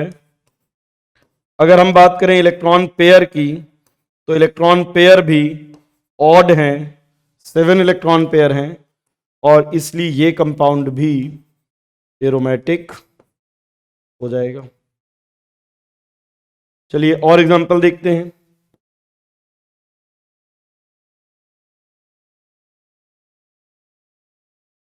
ये मॉलिक्यूल है पायरिडीन मॉलिक्यूल। अब पायरिडीन मॉलिक्यूल में अगर देखें तो पाई सिग्मा पाई, पाई सिग्मा पाई कंप्लीट साइक्लिक कॉन्जुगेशन है। अब आप कहेंगे सर यहां पर नाइट्रोजन के पास पाई बॉन्ड भी है और लोन पेयर भी है, तो इलेक्ट्रॉन पेयर में किसको काउंट करें? तो ध्यान रखिएगा, अगर पाई बॉन्ड और लोन पेयर दोनों हैं तो पाई बॉन्ड को काउंट करेंगे, लोन पेयर को काउंट नहीं करेंगे। सर क्या रीजन है कि लोन पेयर को आप काउंट नहीं कर रहे हैं? क्योंकि अगर मैं इसका स्ट्रक्चर बनाऊं, मैंने आपसे कहा था रेजोनेंस में पार्टिसिपेट करने के लिए मॉलिक्यूल प्लेनर होना चाहिए।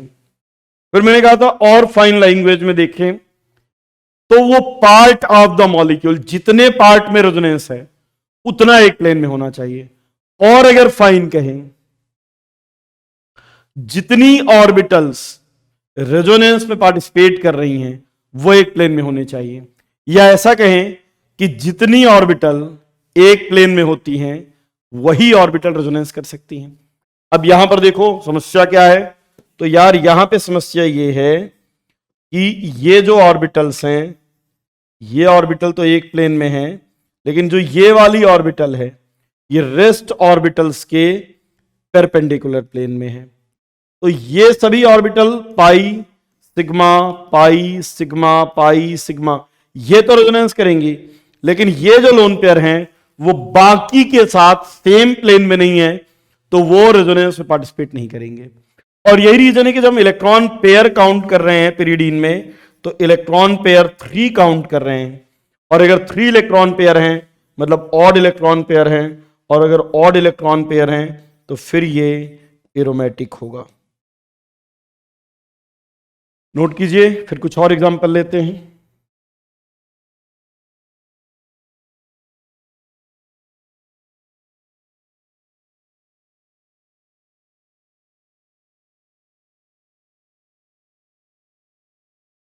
नेक्स्ट,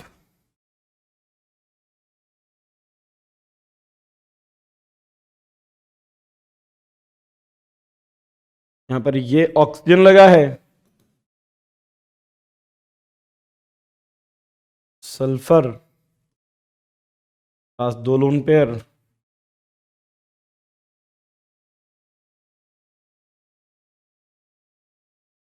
अब देखिए ये 3 मॉलिक्यूल हैं। इनमें देखिए ये मॉलिक्यूल है फ्यूरॉन, ये मॉलिक्यूल है थायोफिन और ये मॉलिक्यूल है पायरॉल।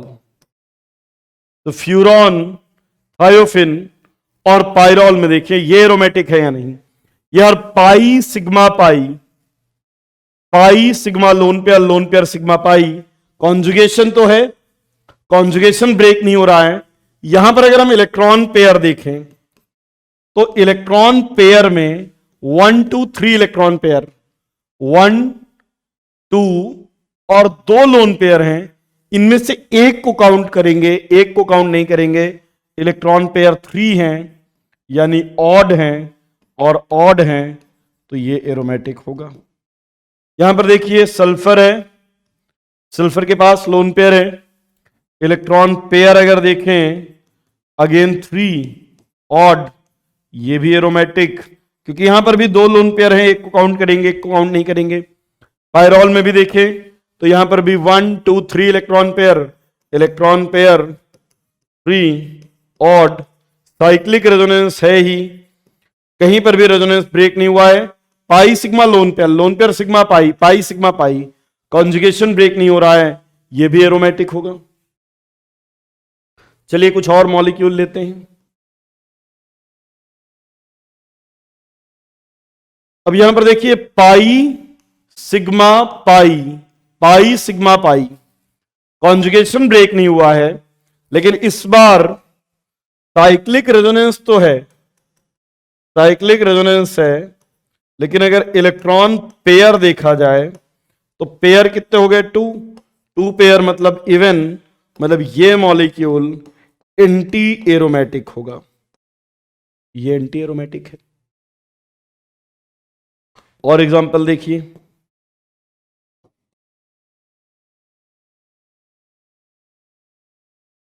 अगर ये मॉलिक्यूल देखें तो अब इसमें साइक्लिक तो है सर, ध्यान से देखिएगा, मैंने पूछा साइक्लिक है, आपने कहा हाँ सर साइक्लिक है। मैंने कहा रेजोनेंस है, आपने कहा हाँ सर रेजोनेंस तो है, ये देखिए पाई सिग्मा पाई। लेकिन मेरा अगला सवाल था, क्या इसमें साइक्लिक रेजोनेंस है? क्या इस तरह से रेजोनेंस है कि एक पूरा सर्कल कंप्लीट हो जाए? नहीं, पाई सिग्मा पाई, फिर sigma sigma sigma, conjugation break. और अगर कॉन्जुगेशन ब्रेक हो गया तो फिर साइक्लिक रेजोनेंस नहीं होगा। तो इस मॉलिक्यूल में रेजोनेंस है, मॉलिक्यूल साइक्लिक है, लेकिन इसमें साइक्लिक रेजोनेंस नहीं है। और अगर साइक्लिक रेजोनेंस नहीं है तो फिर आपको इलेक्ट्रॉन पेयर देखने की जरूरत ही नहीं, क्योंकि साइक्लिक रेजोनेंस होने पर भी एरोमेटिक और एंटी एरोमेटिक हो सकते हैं। आप सीधे लिख लीजिए कि ये मॉलिक्यूल नॉन एरोमेटिक होगा, ये मॉलिक्यूल नॉन एरोमेटिक। और एग्जांपल देखिए, अगर बेंजीन देखें तो ये एरोमेटिक है।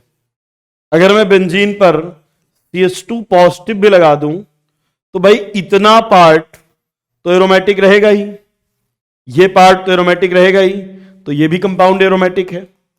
अगर मैं यहां पर CH2 नेगेटिव लगा दूं तो भी एरोमेटिक रहेगा।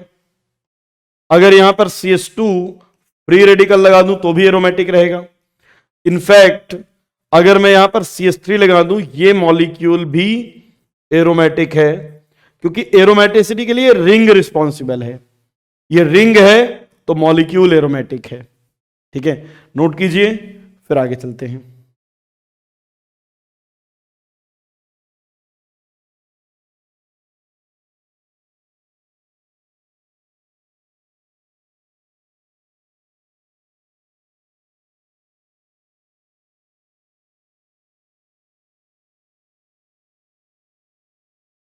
चलिए कुछ और एग्जांपल लेते हैं।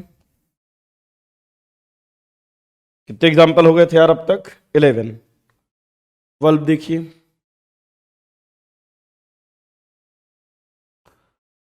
ये है साइक्लोप्रोपीन का केटायन, तो इसको कह सकते हैं साइक्लोप्रोपिनाइल केटायन। अब साइक्लोप्रोपिनाइल केटायन ये एरोमेटिक है या नहीं? तो इसमें देखिए पाई सिग्मा पॉजिटिव चार्ज, पाई सिग्मा पॉजिटिव चार्ज, ये कंडीशन है कॉन्जुगेशन की। और कॉन्जुगेशन अगर है तो फिर नए रेजोनेटिंग स्ट्रक्चर भी बनेंगे। ये इधर गया, यहां पे पॉजिटिव चार्ज आ गया, यहां पे फिर से रेजोनेंस होगा। और अभी पॉजिटिव चार्ज ऊपर था, अब इधर आ गया। और अगर यहां पे रेजोनेंस होता है तो अब देखिए ये ऐसा पॉजिटिव चार्ज यहां जाएगा। तो रिंग के हर एटम पर पॉजिटिव चार्ज मूव कर रहा है। रिंग के हर एटम पर पॉजिटिव चार्ज मूव कर रहा है, इसलिए मॉलिक्यूल में साइक्लिक रेजोनेंस होगा। और अगर मॉलिक्यूल में साइक्लिक रेजोनेंस है, मतलब पॉजिटिव चार्ज की पोजीशन फिक्स नहीं है, पूरी रिंग में मूव कर रहा है, तो देखिए पहली कंडीशन, मॉलिक्यूल में रेजोनेंस है, साइक्लिक है, साइक्लिक रेजोनेंस भी है। और यहां पर अगर इलेक्ट्रॉन पेयर देखें तो इलेक्ट्रॉन पेयर केवल 1 है, यानी ऑड है, और ऑड है यानी ये कार्बोकेटायन एरोमेटिक है। और एरोमेटिसिटी यहां पे ये जो कार्बोकेटायन है ये पॉजिटिव चार्ज एरोमेटिसिटी का पार्ट है, और यही रीजन है कि ये कार्बोकेटायन, इस टाइप के कार्बोकेटायन हाईली स्टेबल होते हैं, हाईली स्टेबल कार्बोकेटायन कैटेगरी में आते हैं, साइक्लोप्रोपाइल कार्बोनेट केटायन। चलिए और एग्जांपल लेते हैं, और एग्जांपल 13, ये देखिए,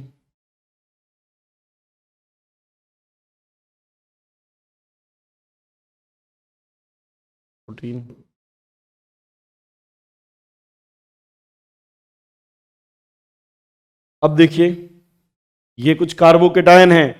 अब अगर 11, 12, 13, 14, 15 इनमें देखा जाए तो देखिए इस बार साइक्लिक रेजोनेंस है, pi sigma pi, pi sigma positive, positive sigma pi, complete cyclic conjugation है। इलेक्ट्रॉन पेयर अगर देखा जाए तो 2 इलेक्ट्रॉन पेयर है, 2 इलेक्ट्रॉन पेयर मतलब even electron pair, cyclic resonance है, इवन इलेक्ट्रॉन पेयर। तो अब ये मॉलिक्यूल इवन इलेक्ट्रॉन होने के कारण ये एंटी एरोमेटिक है। यहां पर देखिए पाई सिग्मा पॉजिटिव, फिर sigma sigma sigma, conjugation break, तो ना एरोमेटिक ना एंटी एरोमेटिक, ये हो जाएगा नॉन एरोमेटिक। यहां पर देखिए pi sigma pi, pi sigma pi, pi sigma positive, positive sigma pi. यहां पर अगर देखें इलेक्ट्रॉन पेयर 3 हो जाएंगे, और 3 इलेक्ट्रॉन पेयर मतलब ऑड इलेक्ट्रॉन पेयर, और ऑड इलेक्ट्रॉन पेयर मतलब ये हो जाएगा एरोमेटिक। ये मॉलिक्यूल है साइक्लो हेप्टा ट्राई इनाइल कार्बोकेटायन। अब देखिए ये एरोमेटिक है, और इसके जैसे यहां पे साइक्लोप्रोपाइनल के 3 रेजोनेटिंग स्ट्रक्चर बने थे और वो तीनों एरोमेटिक थे। देखो इंडिविजुअली हर रेजोनेटिंग स्ट्रक्चर भी एरोमेटिक है, ये एरोमेटिक है, इसका ये रेजोनेटिंग स्ट्रक्चर भी एरोमेटिक, ये भी एरोमेटिक, तो 3 एरोमेटिक रेजोनेटिंग स्ट्रक्चर। यहां पर अगर आप देखो तो 3 बार इधर से घुमाओगे तो पॉजिटिव चार्ज इस पर, इस पर और इस पर आएगा। फिर अगर 3 बार इधर से घुमाएं इधर, तो पॉजिटिव चार्ज इस पर, इस पर और इस पर आएगा। इसका मतलब यहां पर 7 एरोमेटिक रेजोनेटिंग स्ट्रक्चर बनेंगे। टोटल एरोमेटिक कितने बन जाएंगे? 7। तो यहां पर 7 एरोमेटिक रेजोनेटिंग स्ट्रक्चर बनेंगे। और यही रीजन है कि जो 15 वाला कार्बोकेटायन है one of the most stable carbocation category में आता है। इसका नाम होता है ट्रोपाइलियम। क्या नाम है? ट्रोपाइलियम। और ध्यान रखिएगा tropylium is one of the most stable carbocation, क्योंकि इसके 7 एरोमेटिक रेजोनेटिंग स्ट्रक्चर बनते हैं। चलिए कुछ और एग्जांपल लेते हैं। जैसे अगर हमारे पास एक कार्बेनाइन ये वाला है, दूसरा साइक्लोपेंटाडाई इनाइल है 16, 17, 18,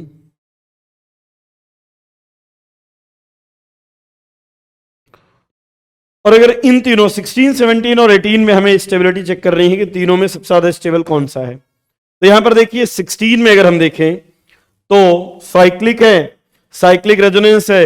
अगर इलेक्ट्रॉन पेयर देखें तो 2 इलेक्ट्रॉन पेयर हैं, 2 इलेक्ट्रॉन पेयर हैं, इवन है, साइक्लिक रेजोनेंस है, एंटी एरोमेटिक। ये वाला इसमें 1, 2, 3 इलेक्ट्रॉन पेयर हैं, 3 इलेक्ट्रॉन पेयर हैं, और ये एरोमेटिक हो जाएगा। यहां पर देखिए तो साइक्लिक रेजोनेंस ही नहीं है, और अगर साइक्लिक रेजोनेंस नहीं है तो ना एरोमेटिक हो सकता ना एंटी एरोमेटिक, ये हो जाएगा नॉन एरोमेटिक। और अब अगर हमें इन तीनों में स्टेबिलिटी देखनी हो तो सबसे ज्यादा एरोमेटिक यानी 17, फिर 18 और फिर 16 हो जाएगा। नोट कीजिए, फिर आगे चलते हैं।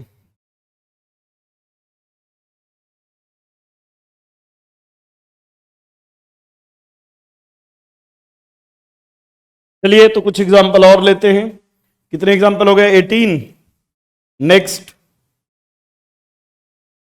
यार अगर हमारे पास एक मॉलिक्यूल ये है,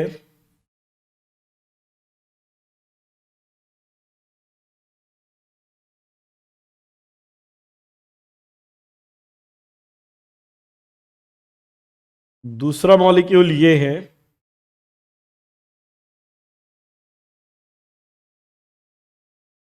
तीसरा ये है। अब इन तीनों में देखिए, अब यहां पर देखें तो कार्बोनाइल कार्बन है, carbonyl carbon polar pi bond है, और अगर पोलर पाई बॉन्ड है तो इस पर पार्शियल पॉजिटिव, इस पर पार्शियल नेगेटिव। अब अगर आप सिर्फ इतने पार्ट को देखें, तो अगर आप इतने पार्ट को देखेंगे तो यार अभी प्रीवियस क्वेश्चन में ही हमने लिया था, इतना पार्ट अगर देखेंगे तो ये इसके जैसा है। किसके जैसा? इतना पार्ट इसके जैसा है, और ये एंटी एरोमेटिक है। और यही रीजन है कि ये मॉलिक्यूल भी एंटी एरोमेटिक होगा। तो ध्यान रखिएगा,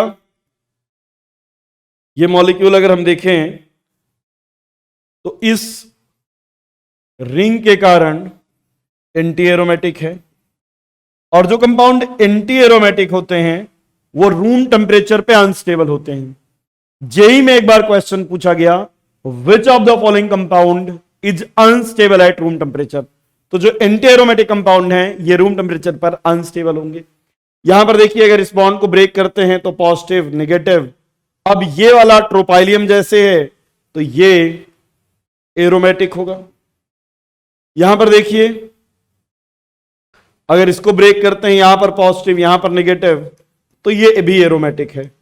कुछ मॉलिक्यूल ऐसे हैं जो बॉन्ड ब्रेक करने के बाद भी एरोमेटिक हो सकते हैं, और वो कंपाउंड भी एरोमेटिक या एंटी एरोमेटिक हो सकते हैं। हमें बॉन्ड ब्रेक करके भी चेक करना पड़ सकता है। ठीक है, चलिए कुछ और एग्जांपल लेते हैं। जैसे मान लीजिए हमारे पास एक मॉलिक्यूल है, इसमें एक रिंग एरोमेटिक है और एक रिंग एंटी एरोमेटिक। अगर आप सिर्फ लेफ्ट वाली रिंग को देखते हैं तो आपको लगेगा कि यार ये कंपाउंड एरोमेटिक है। अगर आप राइट वाले रिंग को देखेंगे तो एंटी एरोमेटिक।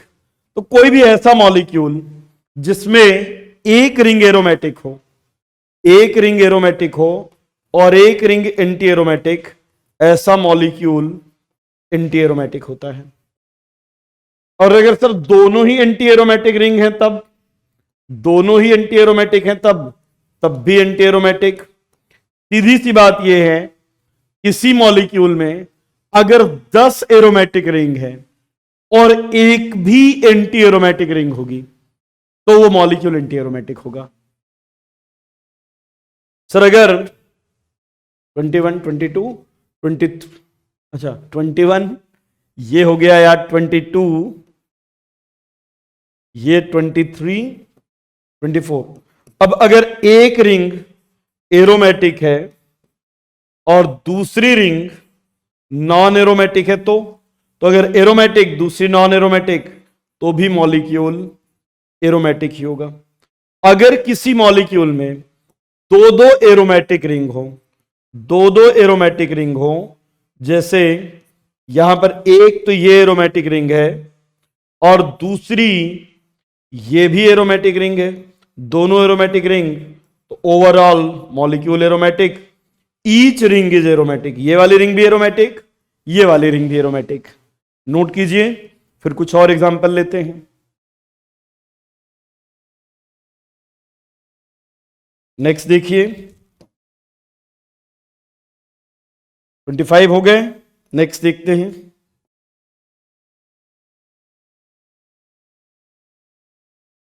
अब देखिए, अगर हमारे पास ये मॉलिक्यूल है, इसमें ये मॉलिक्यूल, पहला क्वेश्चन देखिए, साइक्लिक है या नहीं? आप कहेंगे हां सर साइक्लिक तो है। फिर मेरा अगला क्वेश्चन है, इस मॉलिक्यूल में रेजोनेंस है या नहीं? क्या नाम है इस मॉलिक्यूल का? Cyclo octa tetraene. Cyclo octa tetraene में रेजोनेंस है या नहीं? आप कहेंगे सर रेजोनेंस की दो कंडीशन थी, एक प्लेनरिटी और एक कॉन्जुगेशन। आप कहेंगे सर कॉन्जुगेशन तो है पाई सिग्मा पाई सिग्मा पाई, क्या एरोमेटिक होने के लिए सिर्फ कॉन्जुगेशन होना जरूरी है? नहीं सर, प्लेनरिटी भी चेक करना पड़ेगा। एक्चुअली ये जो मॉलिक्यूल है ये नॉन प्लेनर होता है। ये लग तो रहा है प्लेनर, बट एक्चुअली ये ऐसा है नहीं। ये एक नॉन प्लेनर ज्योमेट्री अडॉप्ट कर लेता है। हमें देखने से लग रहा है नॉन प्लेनर, बट जब हम इसका रियल स्ट्रक्चर बनाते हैं तो ये मॉलिक्यूल टब शेप ज्योमेट्री में होता है। टब शेप ज्योमेट्री कुछ इस टाइप से, टब शेप ज्योमेट्री होने के कारण ये नॉन प्लेनर है। और रेजोनेंस के लिए हमने कहा था रेजोनेंस में पार्टिसिपेट करने वाली सभी ऑर्बिटल सेम प्लेन में होनी चाहिए, लेकिन यहां पे ऑर्बिटल्स अलग अलग प्लेन में है, तो ये मॉलिक्यूल प्लेनर नहीं नॉन प्लेनर है। अगर ये मॉलिक्यूल नॉन प्लेनर है तो इसमें रेजोनेंस ही नहीं होगा, और जब रेजोनेंस नहीं तो साइक्लिक रेजोनेंस भी नहीं, रेजोनेंस नहीं तो साइक्लिक रेजोनेंस भी नहीं। और अगर साइक्लिक रेजोनेंस ही नहीं है तो ना एरोमेटिक हो सकता ना एंटी एरोमेटिक, और ये मॉलिक्यूल हो जाता है नॉन एरोमेटिक। लेकिन जिस किसी को ये नहीं पता है कि ये non planar tub shape geometry adopt कर लेता है, उनको क्या लगेगा, उनको क्या कंफ्यूजन हो सकता है कि सर इसमें तो 4 इलेक्ट्रॉन पेयर है, इसमें तो इवन इलेक्ट्रॉन पेयर है, और अगर इवन इलेक्ट्रॉन पेयर है तब तो इसको एंटी एरोमेटिक होना चाहिए था। एक्सपेक्टेड क्या था? एंटी एरोमेटिक, लेकिन हो क्या गया? Non aromatic. फिर सवाल उठता है कि सर हमें कैसे पता चलेगा कि कौन से मॉलिक्यूल नॉन प्लेनर हैं, और ऐसा क्यों, ये नॉन प्लेनर होता क्यों है? क्योंकि बेटा अगर ये प्लेनर होता, अगर ये प्लेनर होता तो इसमें साइक्लिक रेजोनेंस होता, साइक्लिक रेजोनेंस होता तो ये एंटी एरोमेटिक होता, और एंटी एरोमेटिक होता तो ये हाईली अनस्टेबल होता। Cyclotetraene molecule non planar tub shape geometry adopt कर लेता है, and by adopting non planar geometry it avoid cyclic resonance, और अगर साइक्लिक रेजोनेंस नहीं then it avoid its anti aromaticity and become non aromatic. तो to gain stability ये non planar से non planar हो जाता है, एंटी एरोमेटिक होने से बच जाता है, और कंपेरेटिवली ज्यादा स्टेबल हो जाता है। तो लिख सकते हैं यहां पे cyclo octa tetraene adopt non planar tub shaped geometry to avoid anti aromaticity.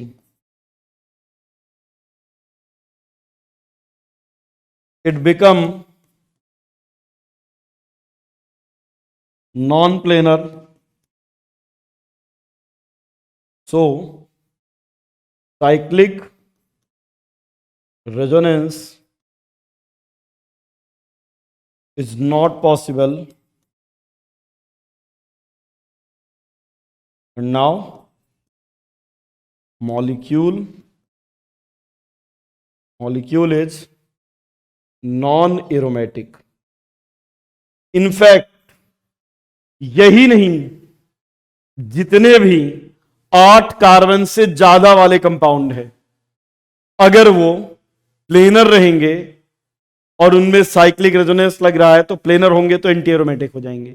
इसलिए लार्ज रिंग वाले कंपाउंड एंटी एरोमेटिक होते ही नहीं है, वो अपना प्लेन चेंज करके एंटी एरोमेटिसिटी को अवॉइड करते हैं और एंटी एरोमेटिक से नॉन एरोमेटिक हो जाते हैं। ठीक है, चलिए ये एग्जांपल देख लीजिए, फिर एक एग्जांपल और लेते हैं।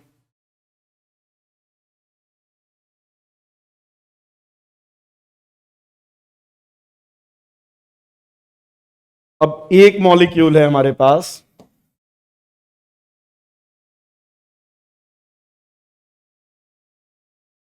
ये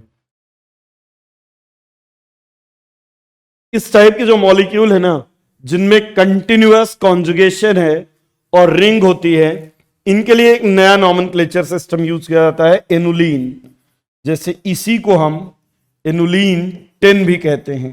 जैसे साइक्लोऑक्टाटेट्राइन, इसका हम नाम लिख सकते थे एनुलीन 8।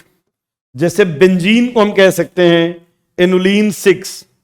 अब देखो, इसमें अगर देखें, आप कहेंगे सर कॉन्जुगेशन तो है, कॉन्जुगेशन है, इलेक्ट्रॉन पेयर इस बार 5 है, मतलब ऑड है, तो ये तो एरोमेटिक होना चाहिए ना।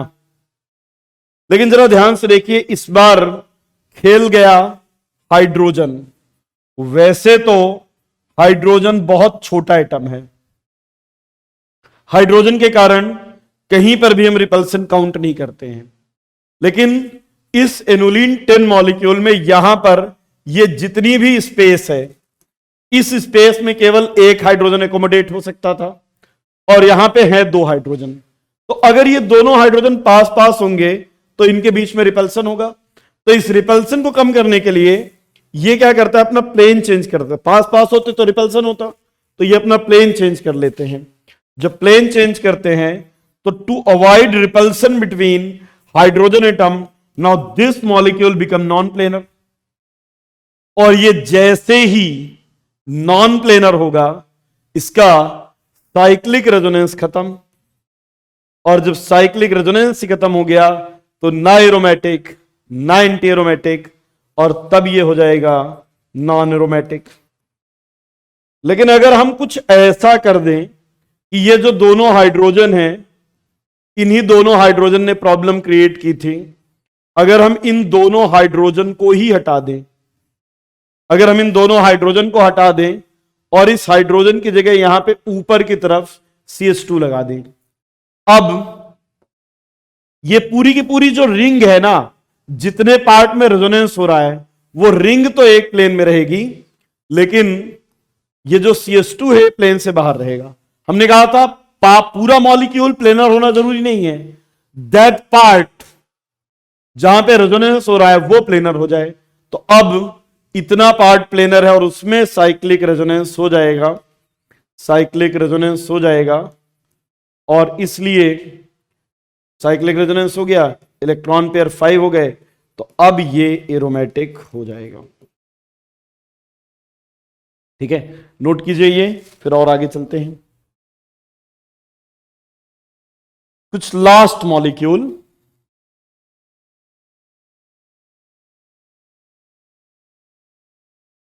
एक लास्ट मॉलिक्यूल, एक केस और, फिर इस चैप्टर को बाइंड अप करेंगे। देखिए,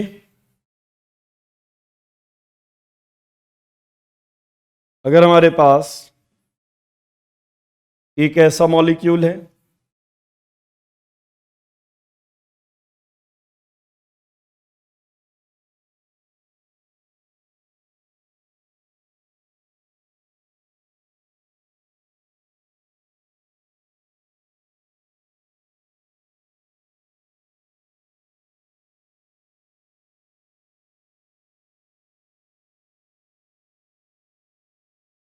अब इनमें देखें, अगर कितने एग्जांपल हो गए थे हमारे पास, 28, ये है 29, ये है 30, और ये है 31। अब अगर इनको कंपेयर करें तो यहां पर देखिए, इस पर पॉजिटिव नेगेटिव अगर ऐसा तोड़ा तो ऊपर वाली रिंग भी एरोमेटिक, नीचे वाली, ऊपर वाली रिंग एंटी एरोमेटिक, नीचे वाली भी एंटी एरोमेटिक। तो हमें बॉन्ड को इस तरह से तोड़ना है, बॉन्ड को इस तरह से तोड़ना है कि दोनों स्पीसीज स्टेबल बने। तो अगर हम बॉन्ड को ऐसा तोड़े, ऊपर नेगेटिव नीचे पॉजिटिव, तो ये भी एरोमेटिक और ये भी एरोमेटिक, दोनों एरोमेटिक, तो दोनों स्टेबल होंगे। अब अगर यहां पर बॉन्ड तोड़ते हैं तो इस पे नेगेटिव इस पे पॉजिटिव, कहीं पर भी तोड़ो एक रिंग एरोमेटिक बनेगी और एक एंटी एरोमेटिक। यहां पर तोड़ें, ऊपर ले जाएं तो ऊपर नेगेटिव नीचे पॉजिटिव, ये वाली भी एरोमेटिक ये भी एरोमेटिक। अब देखिए इसमें दोनों एरोमेटिक बनी, इसमें दोनों एरोमेटिक, इसमें एक एरोमेटिक और एक एंटी एरोमेटिक। अब अगर हम यहां पे स्टेबिलिटी देखें तो सबसे ज्यादा स्टेबल मॉलिक्यूल कौन सा होगा? इसको मैं 1 कह देता हूं, इसको 2 कह देता हूं कंपैरिजन करने के लिए, और 3। तो आप कहेंगे सर 1 और 3 में दोनों एरोमेटिक बन रही हैं, इसमें एक एंटी एरोमेटिक बन रहा है। एक बात तो क्लियर है कि स्टेबिलिटी के सबसे कम आएगा 2। नाउ क्वेश्चन इज 1 और 3 में ज्यादा कौन? तो देखो एरोमेटिक वाली रिंग दोनों में सेम है, ऊपर वाली नेगेटिव वाली। पॉजिटिव वाली में इसमें 3 पाई सिग्मा पाई, एक पाई बॉन्ड के कारण रेजोनेंस है। यहां पर 3 रेजोनेटिंग स्ट्रक्चर बनेंगे, यहां पर एरोमेटिक है और 7 रेजोनेटिंग स्ट्रक्चर बनेंगे, यहां पर एरोमेटिक है और 3 रेजोनेटिंग स्ट्रक्चर बनेंगे। और यही रीजन है कि 3 वाले की स्टेबिलिटी सबसे ज्यादा, फिर 1 फिर 2। अब थर्ड वाले में स्टेबिलिटी सबसे ज्यादा। अब देखिए बॉन्ड लेंथ अगर देखें तो कहां ज्यादा होगा? बॉन्ड लेंथ अगर सिंगल बॉन्ड है और डबल बॉन्ड है तो सिंगल बॉन्ड की बॉन्ड लेंथ ज्यादा होती है। अगर डबल बॉन्ड टूट के सिंगल बॉन्ड बन जाए तो बॉन्ड लेंथ बढ़ जाएगी। यानी बॉन्ड जहां सबसे ज्यादा टूटेगा वहां बॉन्ड लेंथ सबसे ज्यादा। इन तीनों में बॉन्ड वहां सबसे ज्यादा टूटेगा जहां बॉन्ड टूटने के बाद बनने वाली स्पीसीज स्टेबल हो। सबसे ज्यादा स्टेबल स्पीसीज बन रही है थर्ड में, तो इसलिए बॉन्ड लेंथ भी सबसे ज्यादा 3, फिर 1 और 2। अब देखिए अगर बॉन्ड टूट रहा है तो बॉन्ड टूटने के बाद पॉजिटिव और नेगेटिव चार्ज आ रहे हैं, तो जहां पर बॉन्ड ज्यादा टूटेगा वो मॉलिक्यूल ज्यादा पोलर होगा। तो पोलरिटी का भी सीक्वेंस यही होगा, सबसे ज्यादा 3, फिर 1 फिर 2। अब देखिए जहां पर पोलरिटी ज्यादा होगी, जितना ज्यादा पोलरिटी होगी डाइपोल मोमेंट भी उतना ज्यादा। Dipole moment mu is equal to E into D. जहां पोलरिटी ज्यादा वहां डाइपोल मोमेंट ज्यादा। तो अगर इनका हम डाइपोल मोमेंट कंपेयर करें तो 3, 1 और 2। और देखिए अगर डबल बॉन्ड के राउंड देखें तो डबल बॉन्ड के राउंड रोटेशन रिस्ट्रिक्टेड होता था। ज्योमेट्रिकल आइसोमर में देखा था हमने, डबल बॉन्ड के राउंड रोटेशन रिस्ट्रिक्टेड है। लेकिन अगर सिंगल बॉन्ड है तो सिंगल बॉन्ड के राउंड रोटेशन अलाउड होता है। अब देखो जहां पे डबल बॉन्ड टूट के सिंगल बॉन्ड ज्यादा बनेगा वहां सबसे ज्यादा इजी रोटेशन होगा। तो अगर मैं ईज ऑफ रोटेशन देखूं कि सबसे इजीली रोटेशन कहां होगा, तो जहां पर डबल बॉन्ड सबसे ज्यादा जल्दी टूटेगा वहां पर रोटेशन सबसे ज्यादा इजी। सो 3, 1, 2, 3, 1, 2। अब देखो जहां पे बॉन्ड जल्दी टूटेगा वहां पे इजी रोटेशन होगा, और जहां बॉन्ड नहीं टूटेगा वहां रोटेशन नहीं होगा। बॉन्ड नहीं टूट रहा है और फिर भी आपको रोटेट करना है तो पहले बॉन्ड को तोड़ना पड़ेगा। अब यहां पर बॉन्ड सबसे ज्यादा बॉन्ड बना रहेगा क्योंकि बॉन्ड टूटेगा तो स्पीसीज अनस्टेबल बनेंगी। यहां बॉन्ड टूटेगा नहीं, तो अगर आप फिर भी इसको रोटेट करना चाहते हैं then first you have to break bond. तो अगर रोटेशनल एनर्जी बैरियर की बात करें, रोटेशनल एनर्जी बैरियर की बात करें कि सबसे ज्यादा बॉन्ड को ब्रेक करने में एनर्जी कहां लगेगी, तो सबसे ज्यादा 2, then 1 and then 3। So it's all about aromaticity. That's it. कुछ क्वेश्चंस करते हैं फिर आगे देखते हैं। नेक्स्ट देखिए, aromatic compound burn with sooty flame. Aromatic compound sooty flame के साथ बर्न करते हैं। उसका रीजन ये है कि उनमें हाई परसेंटेज ऑफ कार्बन है, because they have relatively high percentage of carbon. Next देखिए, सूटी फ्लेम मतलब उसमें से धुआं ज्यादा निकलता है। Which of the following is aromatic? Hydrocarbon. तो यार ये एंटी एरोमेटिक है, ये एरोमेटिक है और इसमें केवल हाइड्रोजन कार्बन है तो एरोमेटिक हाइड्रोकार्बन है। ये एरोमेटिक तो है पर हाइड्रोकार्बन नहीं है। ये एरोमेटिक है बट इसमें नाइट्रोजन भी है तो ये एरोमेटिक हाइड्रोकार्बन नहीं है। So correct answer is C. Which of the following compounds are aromatic? तो यहां पे 1, 2, 3 इलेक्ट्रॉन पेयर एरोमेटिक। यहां पर भी देखिए 1, 2, 3 इलेक्ट्रॉन पेयर, ये भी एरोमेटिक। यहां 1, 2, 3 ये भी aromatic. So A B and D ये एरोमेटिक होंगे, जबकि यहां पर 2 ही इलेक्ट्रॉन पेयर है तो ये एरोमेटिक नहीं है। इवन इलेक्ट्रॉन पेयर है, एरोमेटिक नहीं होगा। ऑड इलेक्ट्रॉन पेयर तो एरोमेटिक होगा। The non aromatic compound, aromatic और एंटी एरोमेटिक होने के लिए कॉन्जुगेशन होना चाहिए। यहां pi sigma sigma conjugation break हो गया है, नॉन एरोमेटिक। ये वाला तो एरोमेटिक है, ये भी एरोमेटिक, और ये तो एरोमेटिक होता ही है। The non aromatic compound among the following, तो यार अभी क्वेश्चन किया है साइक्लोऑक्टाटेट्राइन, ये नॉन प्लेनर ज्योमेट्री अडॉप्ट कर लेता है, और नॉन प्लेनर ज्योमेट्री अडॉप्ट करते ही साइक्लिक रेजोनेंस खत्म। साइक्लिक रेजोनेंस नहीं तो एरोमेटिक भी नहीं, एंटी एरोमेटिक भी नहीं, तो ये non aromatic, correct answer B. Next देखिए, which of the following compound are anti aromatic. तो यार एक तो ये एंटी एरोमेटिक है, 2 इलेक्ट्रॉन पेयर, 2 पेयर इलेक्ट्रॉन है यहां पे, 2 पेयर इलेक्ट्रॉन, और ये भी anti aromatic 2 pair electron. So correct answer C and D. यहां पर ये इसमें कॉन्जुगेशन ब्रेक हो रहा है तो नॉन एरोमेटिक, और इसमें साइक्लिक रेजोनेंस नहीं है, non aromatic. Which of the following compound is not aromatic. Pi sigma pi sigma sigma sigma, conjugation break, non aromatic, ये एरोमेटिक नहीं है। Which of the following compound is not aromatic, तो again देखिए यहां पे ये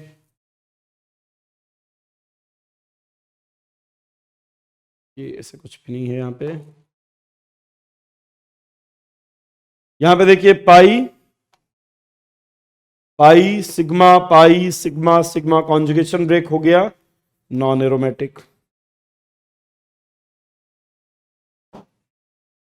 Among the following the aromatic compounds are, तो देखो ये है एंटी, ये है एरोमेटिक, ये है नॉन, ये है एरोमेटिक, ये है एंटी, ये है एरोमेटिक, ये भी एरोमेटिक, और ये भी एरोमेटिक। सो एरोमेटिक कितने मिल गए, 1 2 3 4 and 5. So correct answer is 5. So last question, the compound which are not aromatic.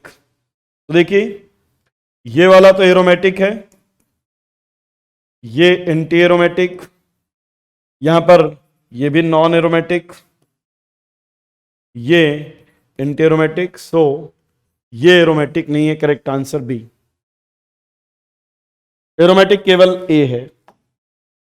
So thank you very much, it's all about aromaticity.